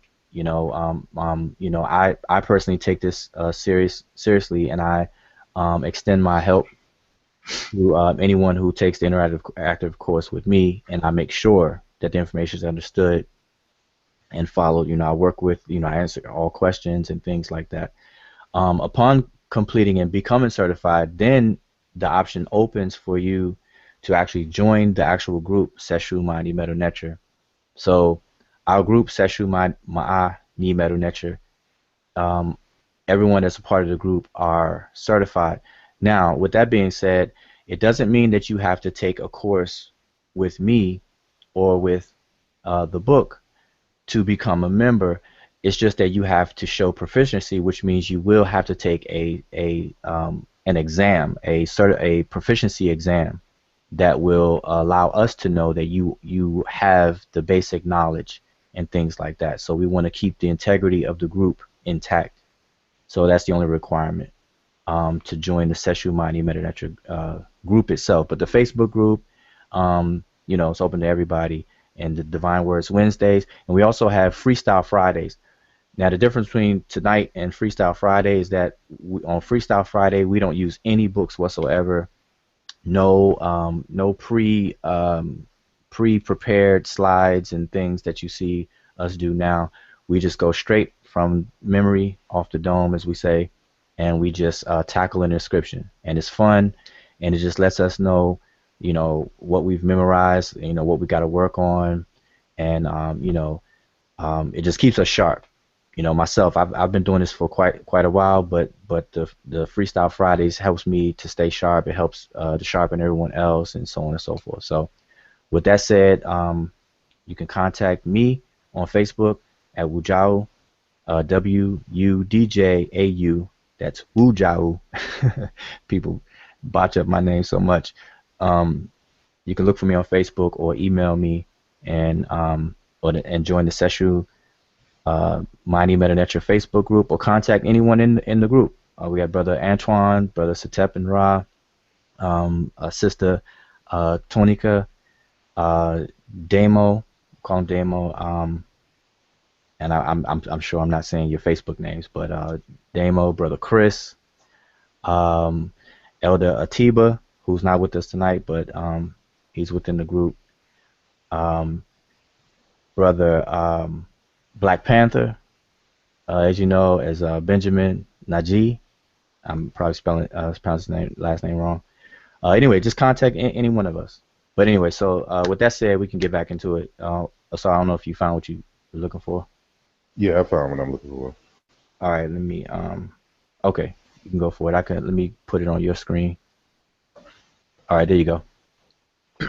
Okay, so we know we should be familiar with the word which we in Egyptology speak pronounce as Ma'at. And this is it looks like a creative reinterpretation of the goddess Ma'at with some random hieroglyphs. It looks like, that's not the point. And over here is the Sesh Medew Netcher for her name, which is the the biliteral here with the so-called lowercase a. As I mentioned earlier, this sign here is a nasalized volar trill. It's an R-type sound. And for Mboli, this is an H sound. Synchronically speaking, for Middle Egyptian, I still interpret it as a K sound for various reasons. But either way it goes, this consonant sequence here for the the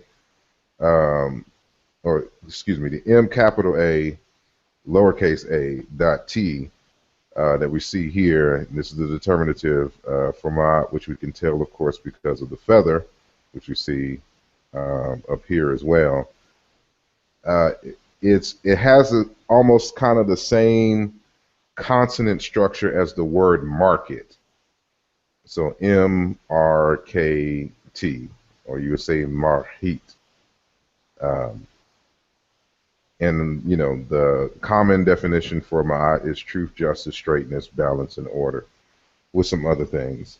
And to help demonstrate what I mean, in terms of cognates in other languages for the word Ma'at, I should say off the top that the M in Ma'at is a prefix, and actually there's a prefix. The R is the root. This is a suffix, and this is a suffix. But these are fossilized in the word, meaning that, at some point early in Egyptian history, at least this dialect that kept this variant of the word, which we say is Ma, which is Merich, Merika, the Merikit. These prefixes became fossilized.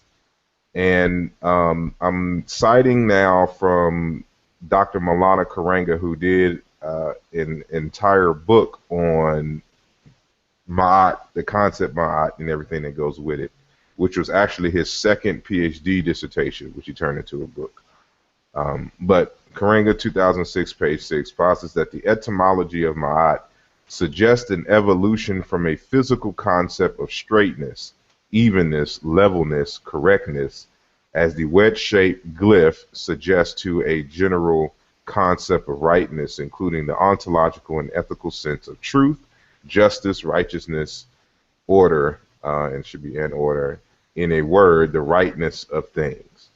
And we should know that you can also write the word Ma'at with the wedge glyph, which you see right in the center, here,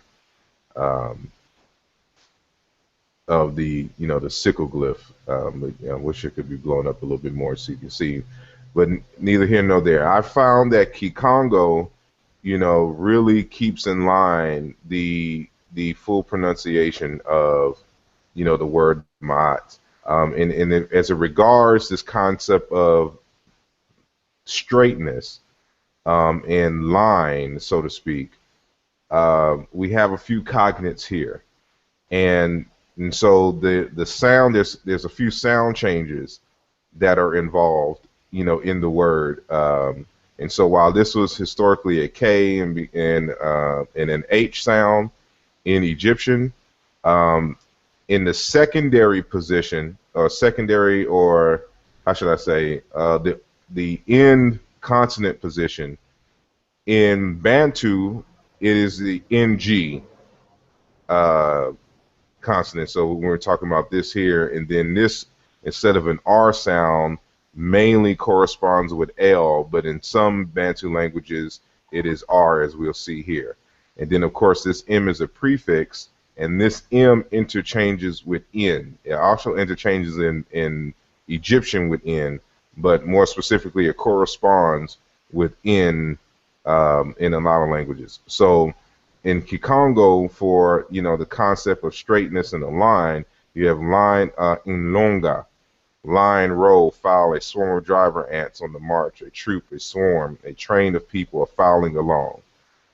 In Kikuyu, they don't have the M or N prefix, but they still have the fundamental root, which is runga, which is to straighten.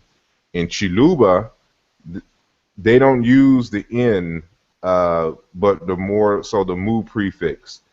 And so they say mulongo in terms of rank, role, line, series, many. And so this concept of a line ultimately corresponds with a concept of straightness, or like a straight line, basically, as we would say. And this root also made its way into Proto-Indo-European. And so it's moving a straight line, reg, moving a straight line, also to rule, to lead straight, to put right. You should also know that the word ma means also to lead or to guide. It all comes from the same root. To put right, it's all the same. We have all the same meanings that we find in the African correspondences in the Indo-European. And we find the root in the English words right, which probably in the past we pronounced it like riget. So it has you see the same basic consonants here as Ma'at, but without the M prefix, just like in Kikuyu. And because the prefixes in Indo-European that you find in what we call Negro Egyptian, were lost. So they still say it right, riget. So that's why I said, like, when we're talking about Ma'at, it's more like market, merachit, something like that. The root reg is in the word regulate and regular, regal, word meaning king and royalty, and correct. So when you're saying the word right, you're actually saying the word ma'at, just a dialectical variation of it. Mm-hmm. These are different variations, of the word. As I mentioned earlier, if you can see, the root of the word ma'at is the R sound. And using a different type of R, an allophonic R, they have this root here in Egyptian, which you see the hieroglyphs here, riri, really true. And we're talking about ma'at in the context of truth and true. Based on my knowledge of Chiluba, I was able to make this discovery, because in Chiluba, the word for reality and truth is malelela. And this lele is just a duplication. This is the root here, and then this la here is a suffix. But this reduplication here, malelela, reality, truth, it has a different prefix here, bulelela, reality, truth, and then they have a different prefix here, sia leka. So this is how we know, as I mentioned earlier, that this here is a suffix, because we can interchange, but still, so it's truth, reality, same fundamental meanings, just different prefixes and suffixes to the root. And so when we look at this root, lalela in Chiluba, truth, authentic, veritable, we have the same root in Middle Egyptian, riri, reality, really and truly. In the Setswana Bantu, we have ruri, which will probably be more closer to the Middle Egyptian pronunciation, truly. In Yoruba, the R and T sounds Um, excuse me, I should say the T corresponds to R in. Let me back this up even more. When doing a comparison between the phonemes between the Yoruba language and Bantu, Yoruba's T corresponds to Bantu's R, if that makes sense. And so you have this word otito, truth, fact, justice, equality, right, righteousness, which is these same words, you know, here. And then you have a dialectical voiced variant, and they say ododo, you know, truth, fact, justice. Both of these are the same word, just different dialects. And so when you understand what the root is and you know the prefixes, you know what to look for in the respective languages. So in the Bassa language, which is in Cameroon, they say malega, truth. In Zande, they don't have the M or N prefix, so they just say ringo, truth. In Somali language, the G in the N sound is dropped, so they just keep the N, so they just say rum, truth. In Kikongo, again, in Lungu, justification, the state of being just, justice, righteousness, blameless, completeness. Kikongo, again, lunga, without the N prefix.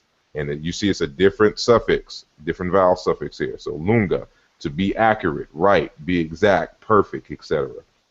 Isizulu, lunga, become right, become good.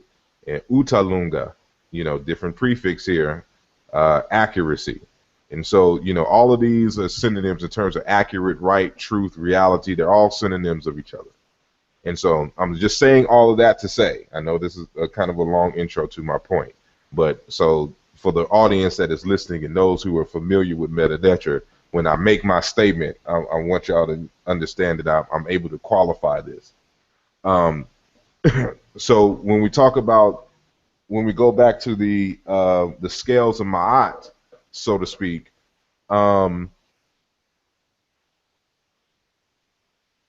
we're talking about, you know, one of the interpretations allegedly is balance for Ma'at. And in Kikongo, the L sound, you know, also interchanges with N. So they have the word lunga, which means balance, and they also have this word kininga, balance. And this is a graph of their concept of kininga. And so what is, how should I say? This is all associated with something similar, just like with the Papyrus of Ani and the Pertem Heru.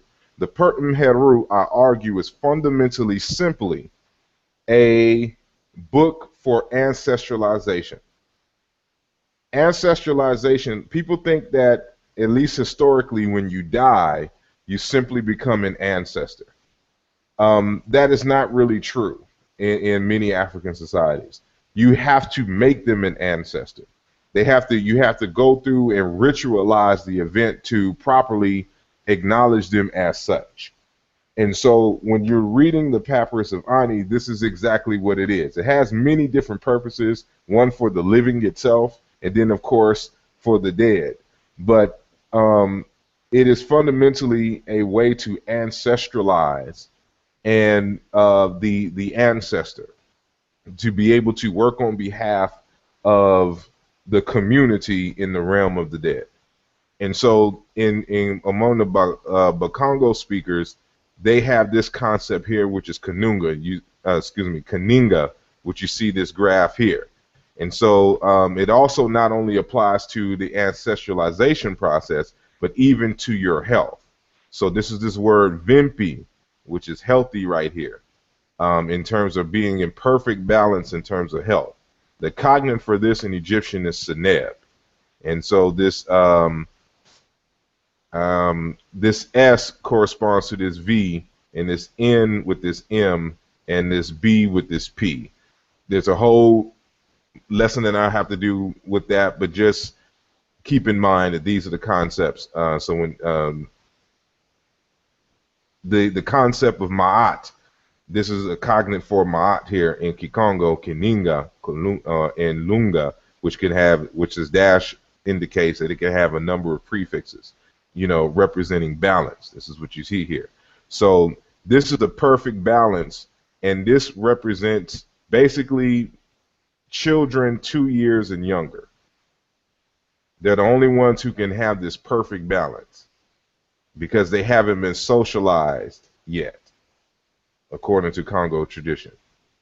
And so you have this concept in Bote, goodness, you know, on the right-hand side, and Mbi, evil, you know. And the concept of ancestralization here is called Kotuswa. And so Kotuswa mu Bumuta, and then Kotuswa mu Bukulu. And Bukulu is a word for elder and ancestor, you know. So it's the ancestralization to make one an ancestor, basically. So that's what this Kotuswa concept is. And so this is the Kaninga again. Kaninga yi vimpi diaki, the balance and your health. And so balance, you know, and your health. Health yours, basically. And so, but this represents most of us who have lived beyond 2 years of age and have been socialized into the cultural milieu. And so now, you know, when it comes to being how should I say, in terms of being an ancestor, it's not God who judges you ultimately. Besides you judging, you judge yourself based on your own actions, but it's the community that comes together and decides whether you are Maheru. And you kind of see this basically if you really pay attention in the Pertin Heru. But in the Congo, you had the same concept. So you're seeing this now. The scale is not perfect. We're beyond the age of 2, and it's tilting on this point, you know, here. So if the person has more good in Bote than evil, then this person is basically considered Maheru. You know, or have, you know, Lunga, you know, saying, or whatnot. And this is interesting. And for a full discussion on this, I got this from Dr. Fukiao. And the only video of any lecture that I know that he's ever done is on YouTube. It's in a 5-part series. They're like 10 minutes each. So whoever created the account must have just got their YouTube account, but instead of it being one continuous lecture, but it's the same lecture just broken up into probably like 5 videos of 10 minutes each or so, or more. I'm not sure of the exact number, but look up Fukiao on in YouTube so you can see the full lecture in the context, and he's dealing with ancestralization, and he brings about. So I recreated this graph or whatnot, you know, from his lecture, and then I'm just familiar with his work, so I know, you know, beyond the other text that verifies this particular thing here. And so to demonstrate, you know, this concept of Ma'at also is, you know, is very ingrained into the Bantu language and culture. And so this last slide I'm gonna show is from the writing Nature's Cultures in Zulu Zionist Healing. So it says, in a study of Bantu healing rituals, Jansen sheds light on this when he argued that conceptions of health are captured in the notion of leading a balanced life. In Zulu, the root lunga, used in greetings, wishing people health and well-being, include the notion of balance and harmony with the natural and social environment. To reestablish harmony and balance is thus a goal of the healing process. In order to achieve of places and relations to living and departed relatives to achieving healing. And so if we understand this, and we understand that the Zulu people are cousins of the ancient Egyptians, and that they hold on to many of the ideas and rituals, we can better understand the purpose, you know, of, and we put everything in context in terms of ancient Egyptian, what we saw in the Congo, and then what we read here regarding the Amazulu, this continuum of culture, that each of these cultures are bringing pieces to the puzzle that we can put together to get a greater framework for what is actually going on.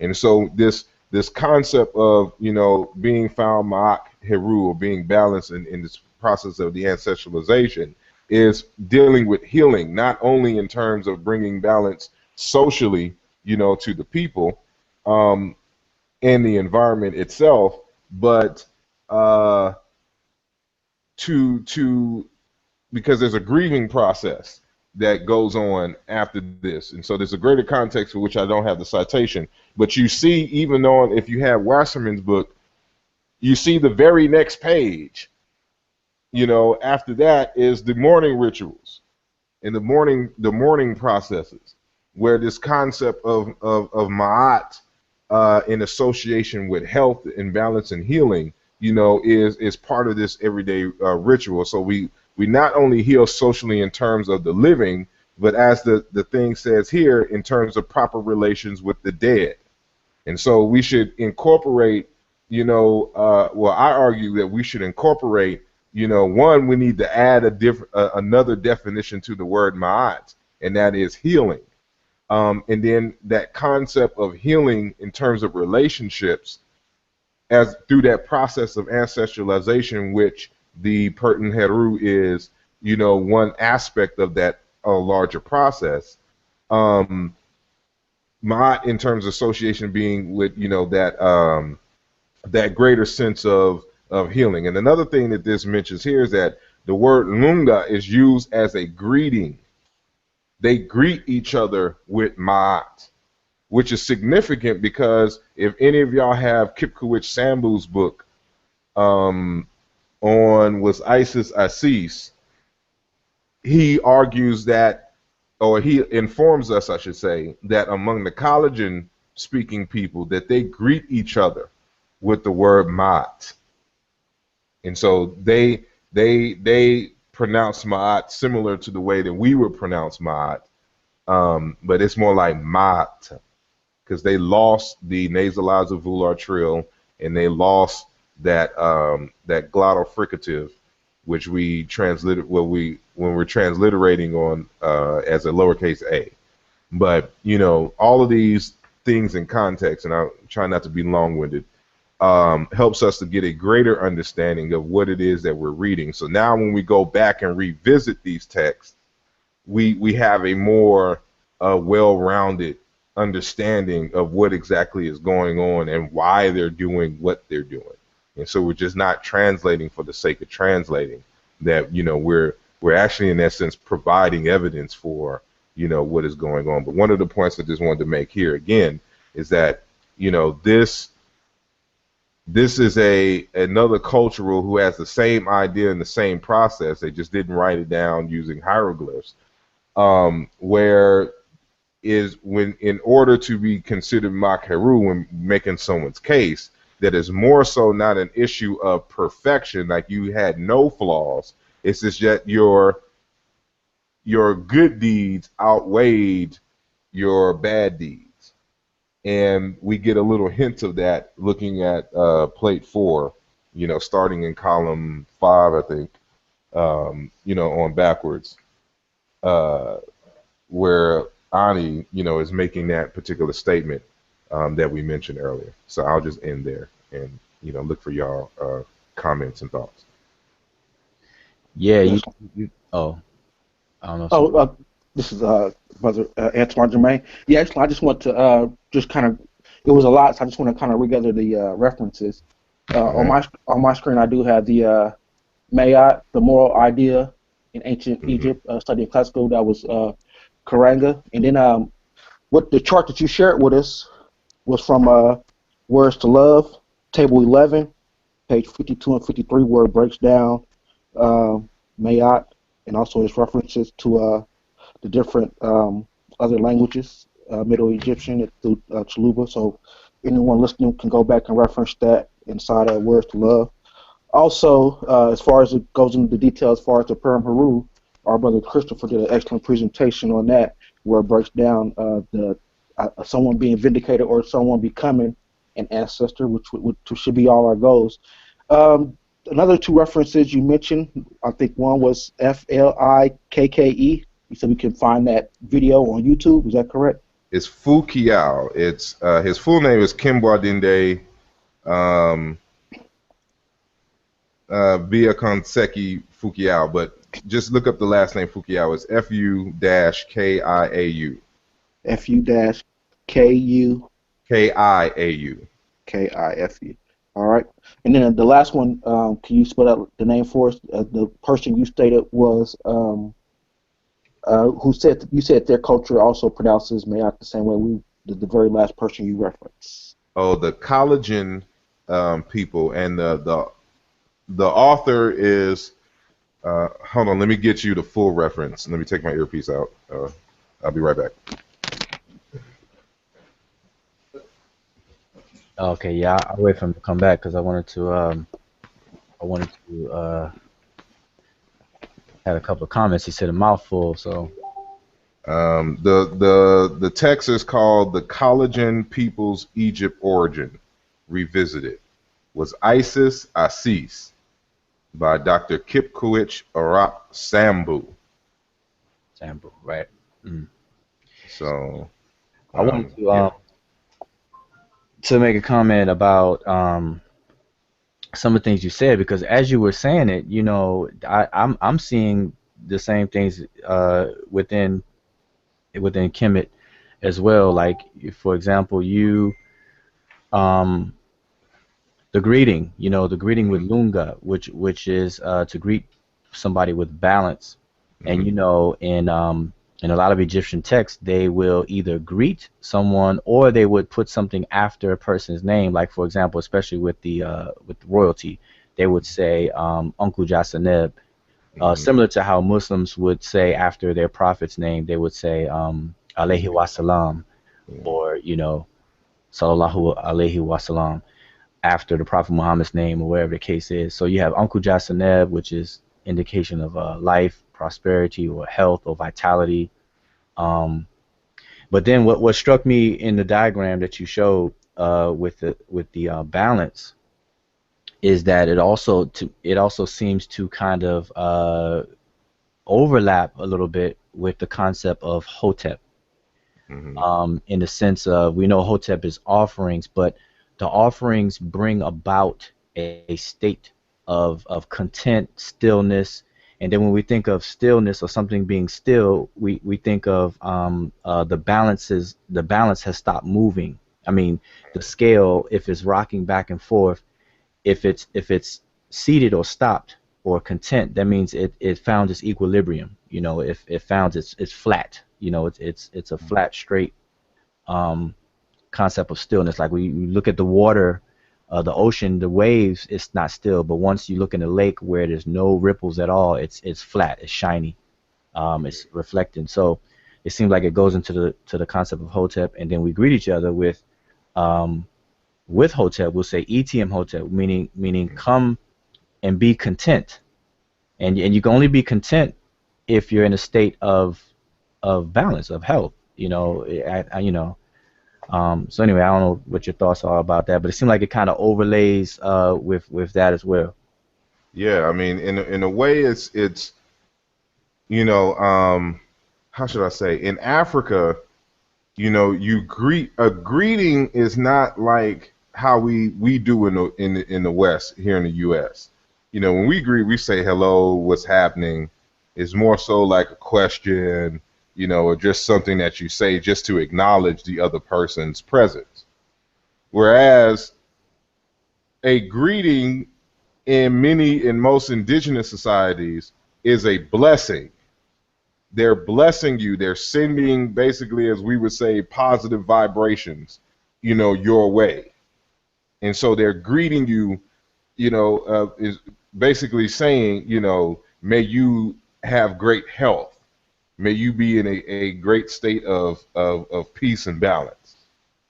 That's a greeting. We greeting. I'm giving you. I'm transferring unto you.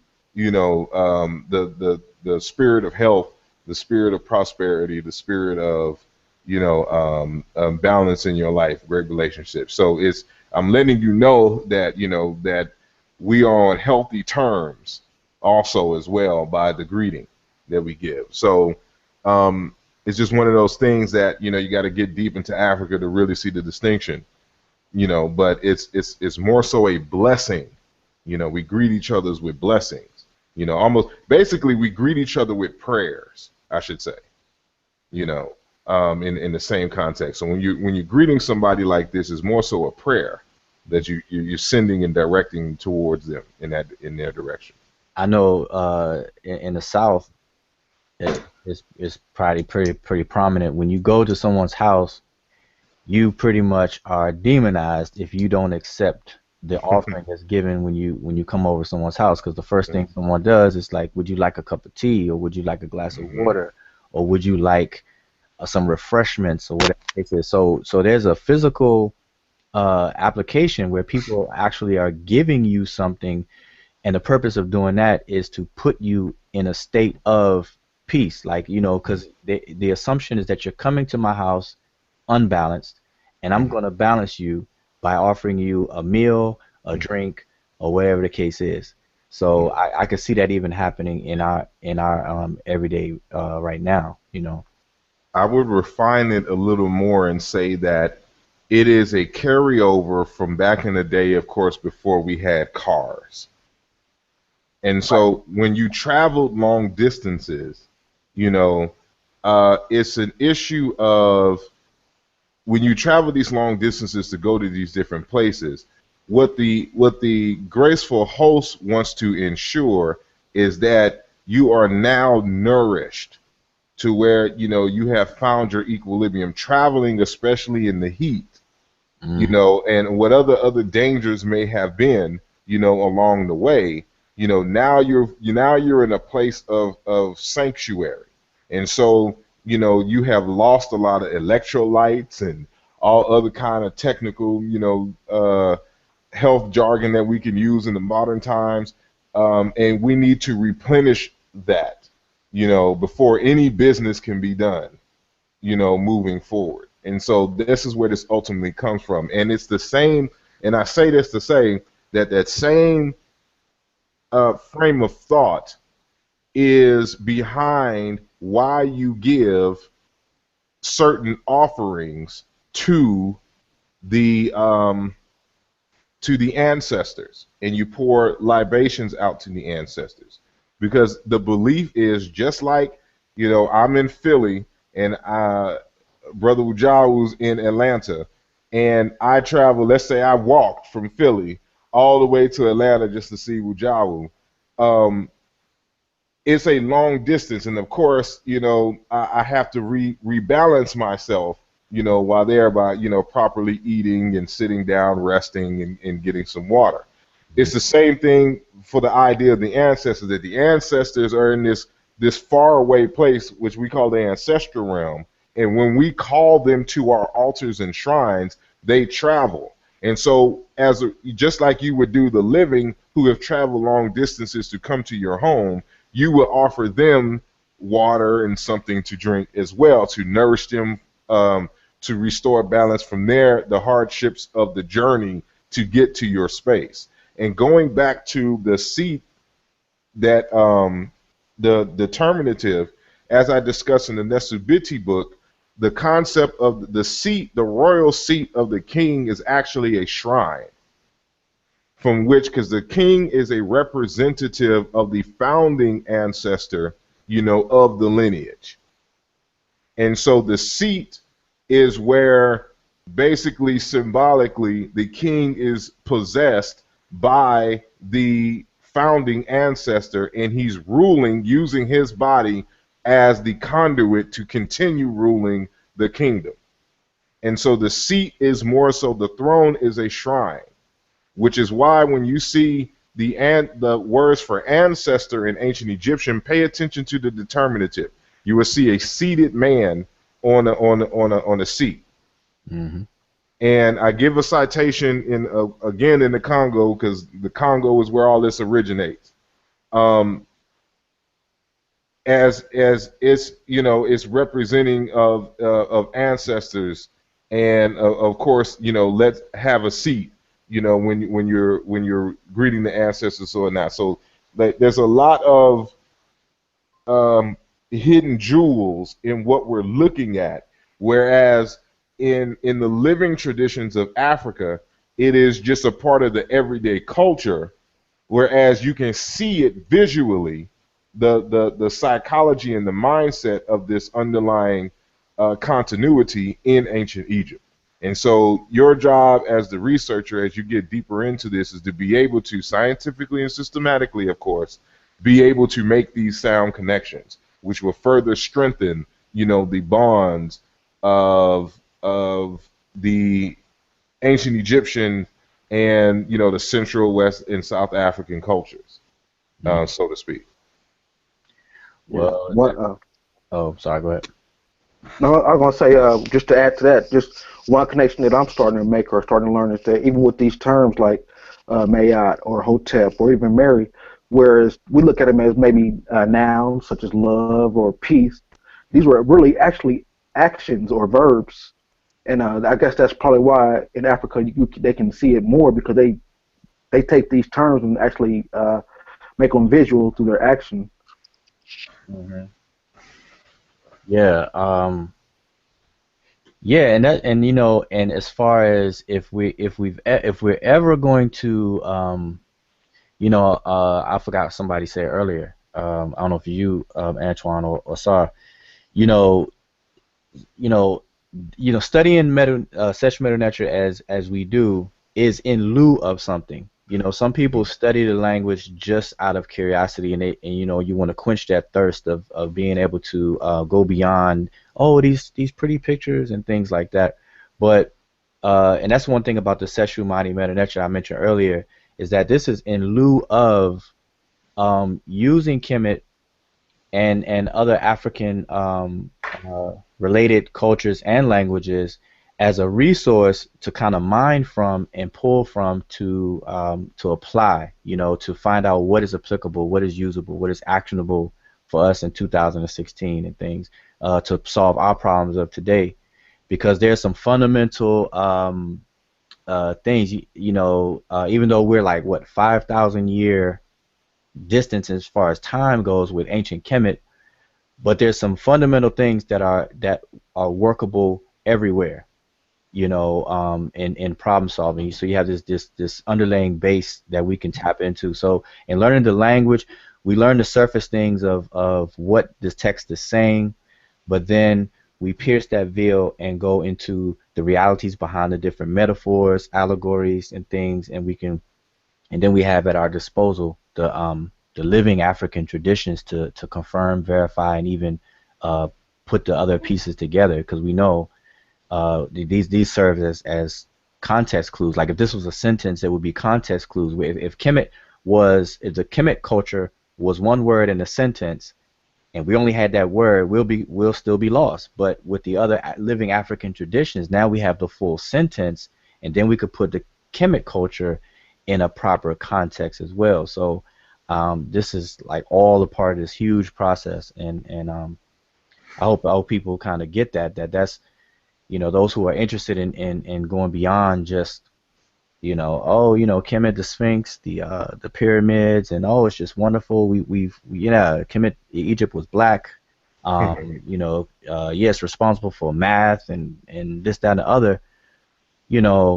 That's good, but then there's those of us who want to take it further, and I think this is a growing concern, with that, because you kind of take the romanticism and the commercialization of Kemet out of it, and now we're starting to use it because actually,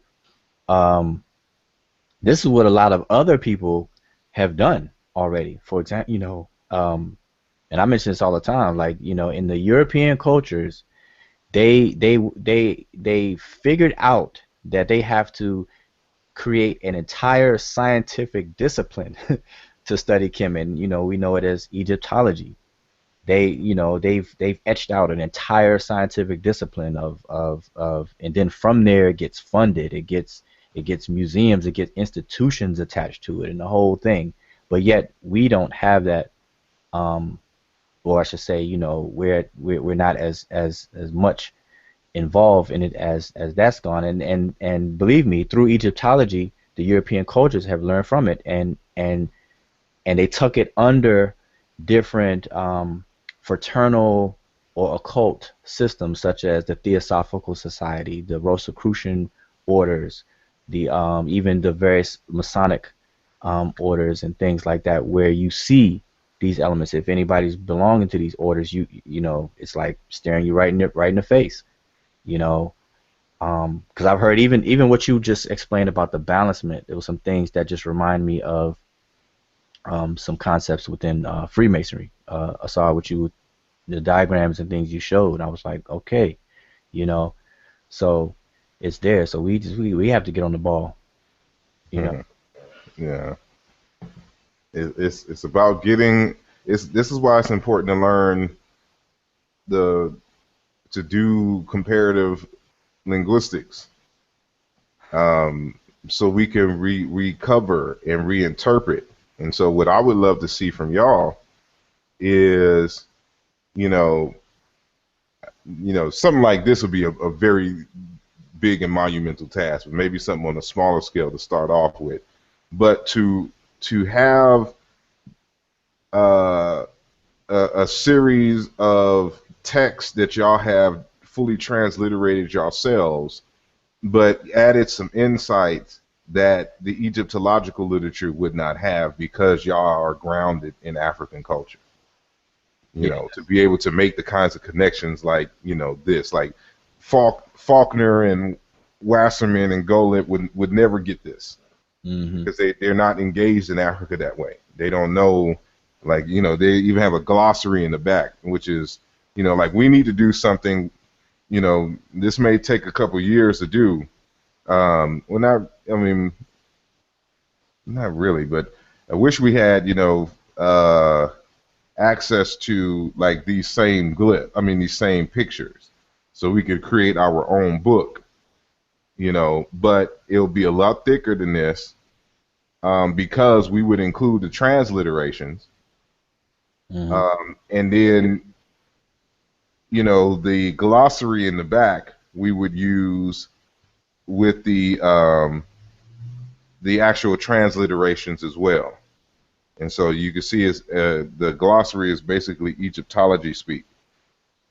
And so, you know, like how it has, like I'm looking on page 173, it has the word flail, you know, whip-like part of the royal insignia.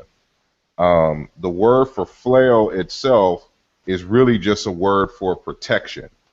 When you say the word and we translate it as flail, it doesn't mean flail. It means protection, literally. And the concept of the flail is a different word altogether. But, you know, that's something that we would have to correct, you know, in the interim. But, you know, it's certain shortcomings of text like this that, you know, we should be able to correct, you know, and bring a more fuller interpretation of the data. That's interesting, because we spoke about it among the brothers and sisters in the group, and that's actually our one of our immediate goals is to take a particular text, and actually go through it and have a reinterpretation, a recovering, a reevaluation of it, to show that we don't have to rely on the early Egyptologist interpretations, because they admit in the introductions to their books, like you can look in Budge's book, you can look in even James P. Allen. James P. Allen is still cranking out work to this very day, but even he still admits in the introductions of his book that a lot of the Kemetic phenomenon was not compared to African, you know, as far as the language goes, and the culture. So they still have that void that we can fill, and you know, our scholars are filling it, such as Mboli, Fukiao, and you know, a whole bunch of others that we actually have to get up on. We have to actually support our own scholars as well. And I know you've done a good job at actually bringing a lot of those scholars to the attention of the so-called social community. I call it a social community. You know, So that's good. We had to just keep that up and put in the work. But that's one of the things that we've discussed, and we have to sharpen our the skills. So that's part of the process. That's why I mentioned earlier Uh-huh. we want to maintain the integrity of the group, Uh-huh. because we actually want to put in work. We don't want to just be like this club that somebody just you just become a member and then it just sits and collects dust. So we Yeah. actually going to be putting in some work collectively. Not that we're a special group or whatever. It's just that we want to we got plans and goals and want to keep the integrity going. So yeah, that's And definitely in the making. I think Quick, this would be uh, a good time to mention this, a kind of shameless plug, if you don't mind. But, along those same lines, this is one of the reasons why uh, my goal in the near future is to create several different research teams from the community. But I understand that I have to train a lot of the people. And so I will be offering classes, which I call the Africana or the Africological theoretical minimum. And this is the theoretical minimum basic that you would need to understand and know to be able to do this kind of work. And so the first class is going to be on research methods. The next one is going to be on an intro into African religion and cultures. The next one is going to be an intro into linguistics. Then the next one after that is going to be an intro into anthropological linguistics.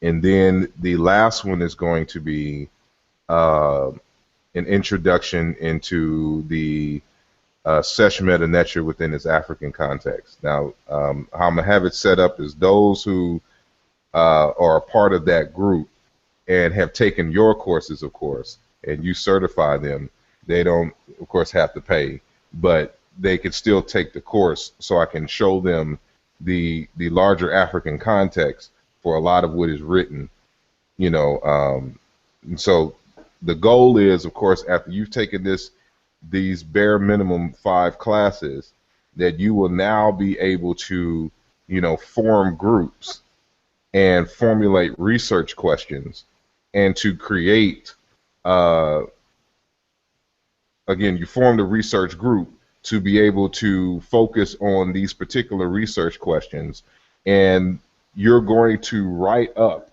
your findings. You're going to write, books on your own findings. And so this way, we don't just have a group of individuals who can just read Medew Netcher and that's it, and we can argue with some, Moors and or whatnot, or what's in the text or not. But that, you have people from the community who are actually advancing the knowledge, and so that, we can push our knowledge, forward. And so I had to put it like this: one, so we can, you learn research methods. So you're not just doing what the Moors do, and you see an MR consonant cluster, and you claim that means more because you find it in ancient Egyptian, and that it doesn't work that way. We have to be systematic with it. And then, y'all can take on other groups, other cultural groups. Like I focused, mainly on the Bakongo, the Baluba, and the Amazulu as far as Bantu groups are concerned. Somebody else can focus on Songhai Empire and its groups. Somebody, can focus on the Luo. You have someone here, of Luo descent who may be able to have some insights that may be able to reveal something, in the text. So, we have a greater, so y'all can participate in this. So you won't, necessarily look at us as just simply experts. Like what I don't like, I don't want followers. I want colleagues. And if I have to go through the process of training them to the point where they can become colleagues, then that's what has to be done. And so that's what you're doing with the Medew Netcher. You're creating colleagues, you know, in this struggle, so to speak. And you know, there's so much, because there's just so much more to learn. There's just so much more to do, and I can only do so much in my lifetime. Mm-hmm. You know, and you know, we come from the group where teams win. Mm-hmm. And so if we can create these teams, I'm calling these teams the League of Extraordinary Africans. Hmm. And so, you know, we'll have different research teams with different research focuses, so to speak. And you know, I want to make sure that you're competent enough that, you know, you can go into any arena, whether you went to school formally in terms of a college or not, whether you took Egyptology, you know, Black Studies or not, whether you went for business administration, but you can, you know, hold your own on these Africological studies. You know, that is the goal. And so you just need these bare minimums, and you know, we'll be able to roll. But But hey, that's that starts in the fall. And it's September 1st, I think, is going to be the first class. But go but ahead. that's and I was gonna say that's right on time because the way that I had envisioned um the program, you know, that I had envisioned for what I'm working with, starting last year, was a three-step process. You know, simply beginners, intermediate, and advanced. And the beginners would be the fundamentals of Sesh Medew Netcher, which is what I've been covering, which is what I wrote the book for. The intermediate was going to be dealing with the grammar, because people have to have understanding of the grammar. So, and that's what I'm working on now, and I plan to start courses and have the book out by the fall for that. That would be intermediate. But then the advanced, my intention has always been to have the advanced deal with what you just everything you described. So my intention with the advanced was to actually, or you know, and I think I discussed this with you already, was to link up with you and attach that to everything you just mentioned, because that goes into linguistics. It goes into actually applying and advancing the field, because you have to prep for it, and then you're able to qualify yourself to advance the field, which is where what you were offering as far as the linguistics, comparative linguistics, so we can you know, piece everything together, and then, you know, all of that stuff. So I think, you know, that works out perfectly. This interchange that's going on. So I think hopefully people will see all of that and take advantage of it one way or the other, because that's serious. And then, you know, it kind of, we need that, because like I said, you know, Seshew Medew Netcher as a group, it was something as a result of the classes, because, you know, initially I wanted to keep everybody that took the class, because, you know, everyone's on the panel from Sitep, Tonika, Chris, and everybody. It started off with me just trying to keep everybody together, like, okay, let's continue practicing. So let's put it under a banner, Seshew Medew Netcher. Now that's an actual indigenous phrase. You know, that's a confirmed. I pulled that from text in the context and with its meaning and everything, so it has some value to it. You know, and everything. So it's just unfolding the same way. It's just you know, loyal scribes. You know, loyal scribes to the divine words. You know, we're loyal because the word ma'ah, although we say it means true and everything, but something that is true and balanced is like consistent permanency. You know, is loyal. But we see, this is where the linguistics will come in. So just like in one of the examples that I showed, how you had lunga, excuse me, let me get accurate. Let me look at it real quick. Where's it? Yeah, so you had lunga, you know, and then you had lungu in the same language, in lungu. And so the different ending in the vowels, because when you say lungu, it's justification, the state of being just, justice, righteousness, blamelessness, completeness. And then you have lunga, be accurate, right, be exact, be perfect. And so, you know, this may be something that's hidden, of course, because we don't know how it's pronounced, where these different, it seems like it's the same word. We're saying the same word, but in reality, it would have different pronunciations given the shift, the shifting in the vowels. Mm-hmm. That would give it a different context, or maybe a totally different word altogether. And so those are the things that we have to consider, when dealing with the Medew Netcher and its possibilities. And if there's, what I would like to do is really just examine, like, I just need the time to just really sit there and stare at the Medew Netcher. I want to pick like 10 words or so and just have, exact replicas in a living language, and to see if any of the determinatives give any kind of clues to any vowels. Yeah, that's a Yeah. but get you. But some people say that they could do that. They will sit in a cave in Indian style. Like, I'm willing to, if I didn't have to pay rent, I would do that. Just to see, because I'm like, there's just no way that you can just, like, there had to be some kind of convention, or understanding when reading this stuff, where the vowels were indicated. It's either the vowels were indicated somehow in the script, or what we're calling monoliterals are actually monosyllables, where the vowels are understood, like certain vowels are understood behind certain, particular glyphs. For example, when you read Theophilo Wabinga's 1993 work on where he introduces the concept of Negro Egyptian, for example, there's a page where he's talking about the K sounds, where, he's arguing against the different interpretations of the K sounds, like the what we would transliterate as Q, for one, and then the KH for another one, and then the K, just the regular K, that they're all just Ks. But he doesn't argue for necessarily them being syllables. So let's assume that all three of them are just K.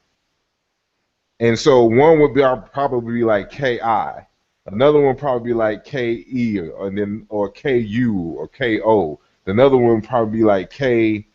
I don't know which one vowels I'm missing. Let's say they have 3 or 5 vowels, and so it would give us a greater understanding, not only in terms of pronunciation, but interpretation, and also finding cognates and dialectical variants as well. And so there's, like I said, there's so much work to do, with this work here. That's why, it's ridiculous. I'm sorry, go ahead.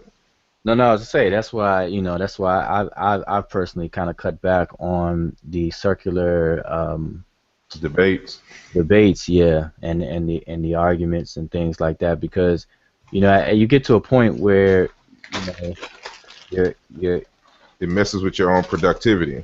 Right, you're going 90 miles an hour to a red light. That makes no sense. So, but let me because we've been going on for 3 hours. Let me just kind of just close out this live part, and we can continue to talk off. And I forgot to mention. I apologize for those who are still watching. First of all, dua for thank you for still tuned in. This long, but I forgot about the Q&A app. And then I couldn't get the chat working, and I'm gonna work on it. I'm gonna actually pull up some YouTube videos on some tutorials on how to get this chat box open. I have never gotten my chat to work. Yeah, the check box is there, everything like that. Maybe I need to I'm gonna find that out. So can I ask a quick question related to the sesh? Oh, go for it. Yeah, it kind of relates to, like, I know you guys were about to conclude and end up the silly debate stuff, but a brother had a question about the dictionaries, or the use of the dictionaries, as far as them being written by, I guess, Europeans, or none being written by Africans. And so I want to know how do we kind of address those type of issues, as far as understanding that there's different things in science, such as, like, I always reference the table of minerals or table of elements, and that we use those things without questioning those But when it comes to certain historical things that, such as the dictionaries, we still have individuals who question the usage of those. So how do we kind of address those type of issues? Well, I'll just comment first real quick. What I always say, because that comes up, and I've addressed that quite a few times, and I just let people know that one that the European cultures, they found it necessary to set aside an entire or create an entire scientific field called Egyptology to study Egypt. And of course, they're studying it from the lens that they know of, and it's usually through the Semitic lens in some form or fashion, or wherever the case is. But even still, we are indebted to the work that they've done in a sense of collecting the data, collecting the pictures, logging things, documenting things, putting things into facsimiles, et cetera, et cetera, et cetera. So to that, we can utilize that. For example, the Gardner code numbers, the Gardner code list, those are just references so that we can discuss the different signs. So if I say G1, G1 has no bearing on our understanding. It's just a identifier so that I can say G1 and you just know what glyph I'm talking about, what sign I'm talking about. So it doesn't matter if he's white, black, brown, purple, or whatever the case is. But when it comes to interpretation and the accuracy in interpretation and things like that for the value of what the intended meanings are, that's when we have to definitely be cautious, and so we don't rely, as far as dictionary specifically, we and Dr. Ricketti Amen says this a lot as well, we do not have to rely on these dictionaries, but we can use them, and whenever we're in doubt on questions, we have the tools in order to verify. We're going to confirm the interpretation or we'll be able to refute it, and the main tool is through historical comparative linguistics with related African languages and living cultures, and that's pretty much Asari Motep's domain, and has been. So I know you probably got a comment about it, but that's what I had to say on the dictionaries. We can utilize them, and then I always tell people to get all the dictionaries, get the Wörterbuch, which is in German, get the even Champollion has an extensive vocabulary, Budge, Faulkner, was it Dickinson? All these dictionaries, just get them all. You even got some French dictionaries. Get them all, because once you develop the tools to discern, then you don't have to rely on it. You don't have to just accept it just because it's written in a book. And that goes for anything. So that's pretty much my take on that. Which is why my courses is starting off with research methods. Is very important. It's not to sidetrack, but to kind of deal with this issue. It's not really sidetracking. It's really on point. To deal with this lack of rigor in the so-called conscious community when it comes to these different issues. And what I've really come to conclude is that our elders were more concerned with just getting the information out. And they would tell you, don't believe me, go study for yourself. But none of the elders put together a process by which you can go and actually study, and which and to tell you what you should try to avoid in the midst of your studies, and how you can properly link, and how to do peer review and things of this nature. And this is why these things are important. Because one of I know who made the comment that you mentioned earlier.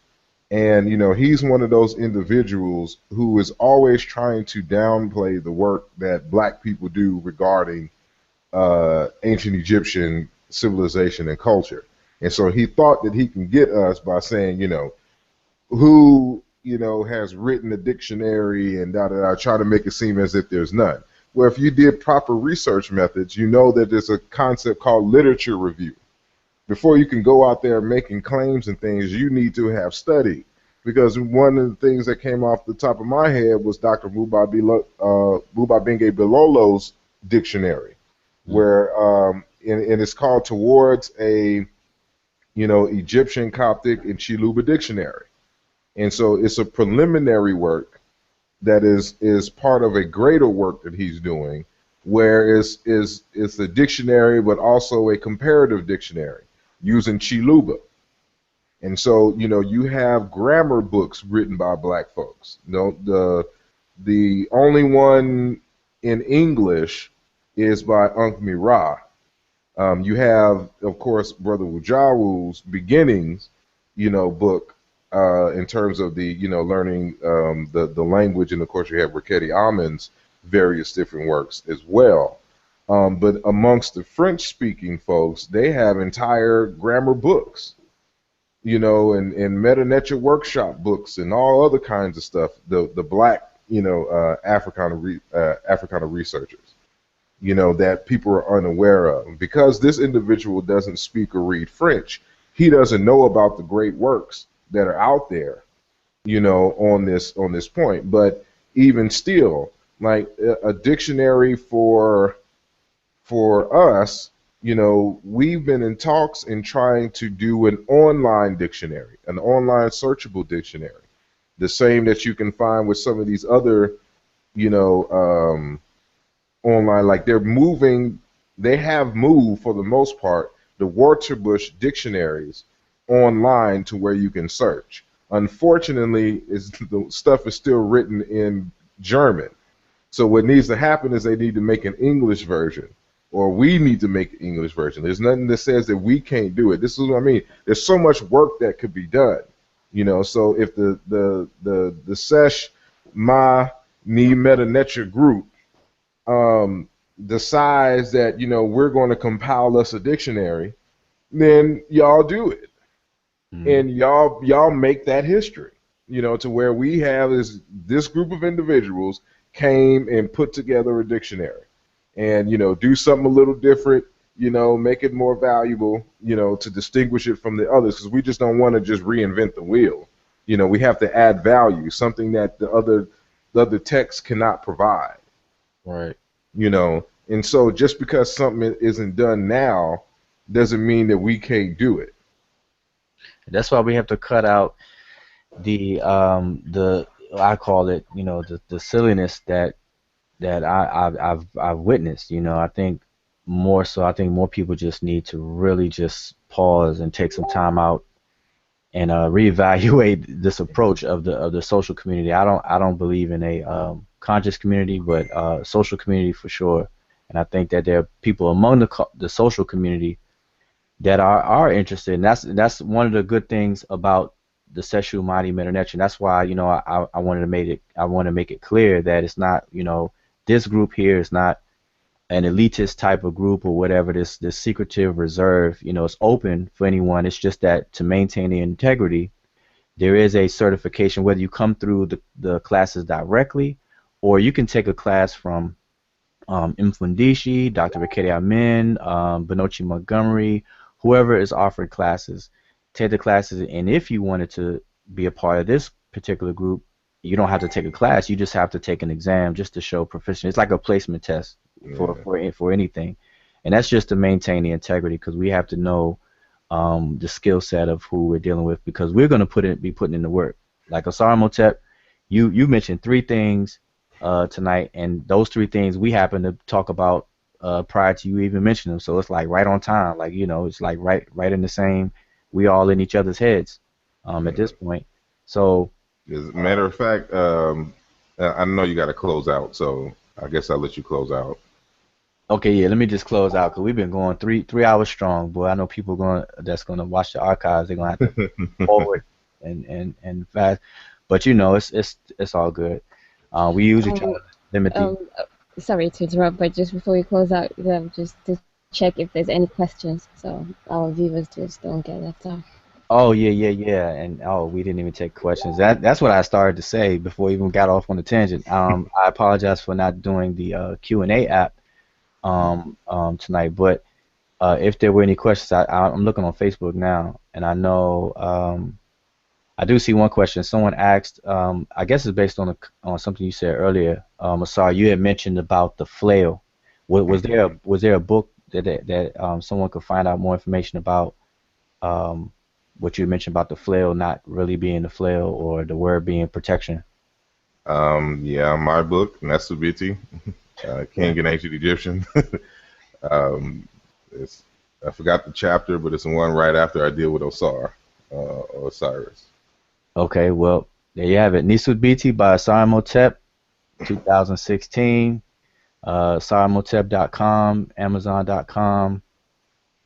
Um, you know, pick it up. It's a good book. I mean, really, and just to say something about the book. People who have an opinion and an uninformed opinion about Jean-Claude Mboli's pioneering work. I recommend anyone or everybody to get your book, Nisud Biti, because in chapter 1, you basically give a good overview of Mboli's work. Mboli's work is like 630 plus pages of very technical, step-by-step, linguistic science and everything. But chapter 1, I believe if anybody reads chapter 1 of your book, then they would really appreciate what we've been talking about for the past 2 years at the very least about the comparative method and Mboli's work, the Negro Egyptian language, family of languages, and the whole thing. So I mean, I really think it's a must. And even Jean-Claude Mboli himself, I saw him even made a comment to you, and said that you've done an excellent job. So here we have the author of the book acknowledging the fact that you've done an excellent job at giving an overview of his work. So I think people should just get it for all those reasons. Excuse me. But to close out, we've been 3 hours strong. Was there any more questions? Did anybody see anything else? Because I've been sharing my screen, so I'm not able to. I wasn't keeping up with what was it. Did anybody else have a question somewhere on Facebook, or we didn't have the Q&A app. Let's see. Tony Rice needing a little help. Oh, he needs help downloading the Vigus. Okay, I'll make sure he gets that. Yeah. So if there's no more questions, and I apologize. Probably be more questions next time. But hopefully everybody learned a lot. Whoever watched the archives can learn a lot. But to close it out, anybody have any absolutely closing remarks to make that's on the panel now before we shut it down? Yes, no, maybe so. Going once, going twice. No closing remarks. The flail is on page 223. Okay, well, there you have it. So whoever answered that question, go straight to page 223, Nisbet BT by Asar Motep. But all right, so I will say Shemem Hotep, and again, based on what we were talking about earlier, we greet each other with ETM Hotep, which is, when I say that, the intention is to welcome you in a state of content, let you be content in my company. And then obviously Hotep is an offering, so usually along with that gesture, you will offer something to someone and as we discussed more broadly, to bring about a balancement of your state, of your health and your vitality and everything like that. So likewise, I want to send you away from me or away from my company, or in this case, away from our company, with the same balancement and content. So we say Shem Imhotep, which is to leave or depart with that same balance or peace, as we say. So I leave you with peace, and I'll see everyone. Actually, Friday we have Freestyle Fridays, which is fun. We go at it. We take submissions from everybody else, so we don't want to cheat or anything like that. It's basically, we sharpen our skills. No books are allowed. We just tackle inscriptions, and we do that on Friday nights. So that's our next session that we're having. But next Wednesday we'll do another Divine Words Wednesday, where we'll go through the methods, because we want to emphasize methodology, method. Tep Hesed. That's going to, dream about that. But anyway, so I'll say Shem Hotep, and I'll see everyone next Wednesday.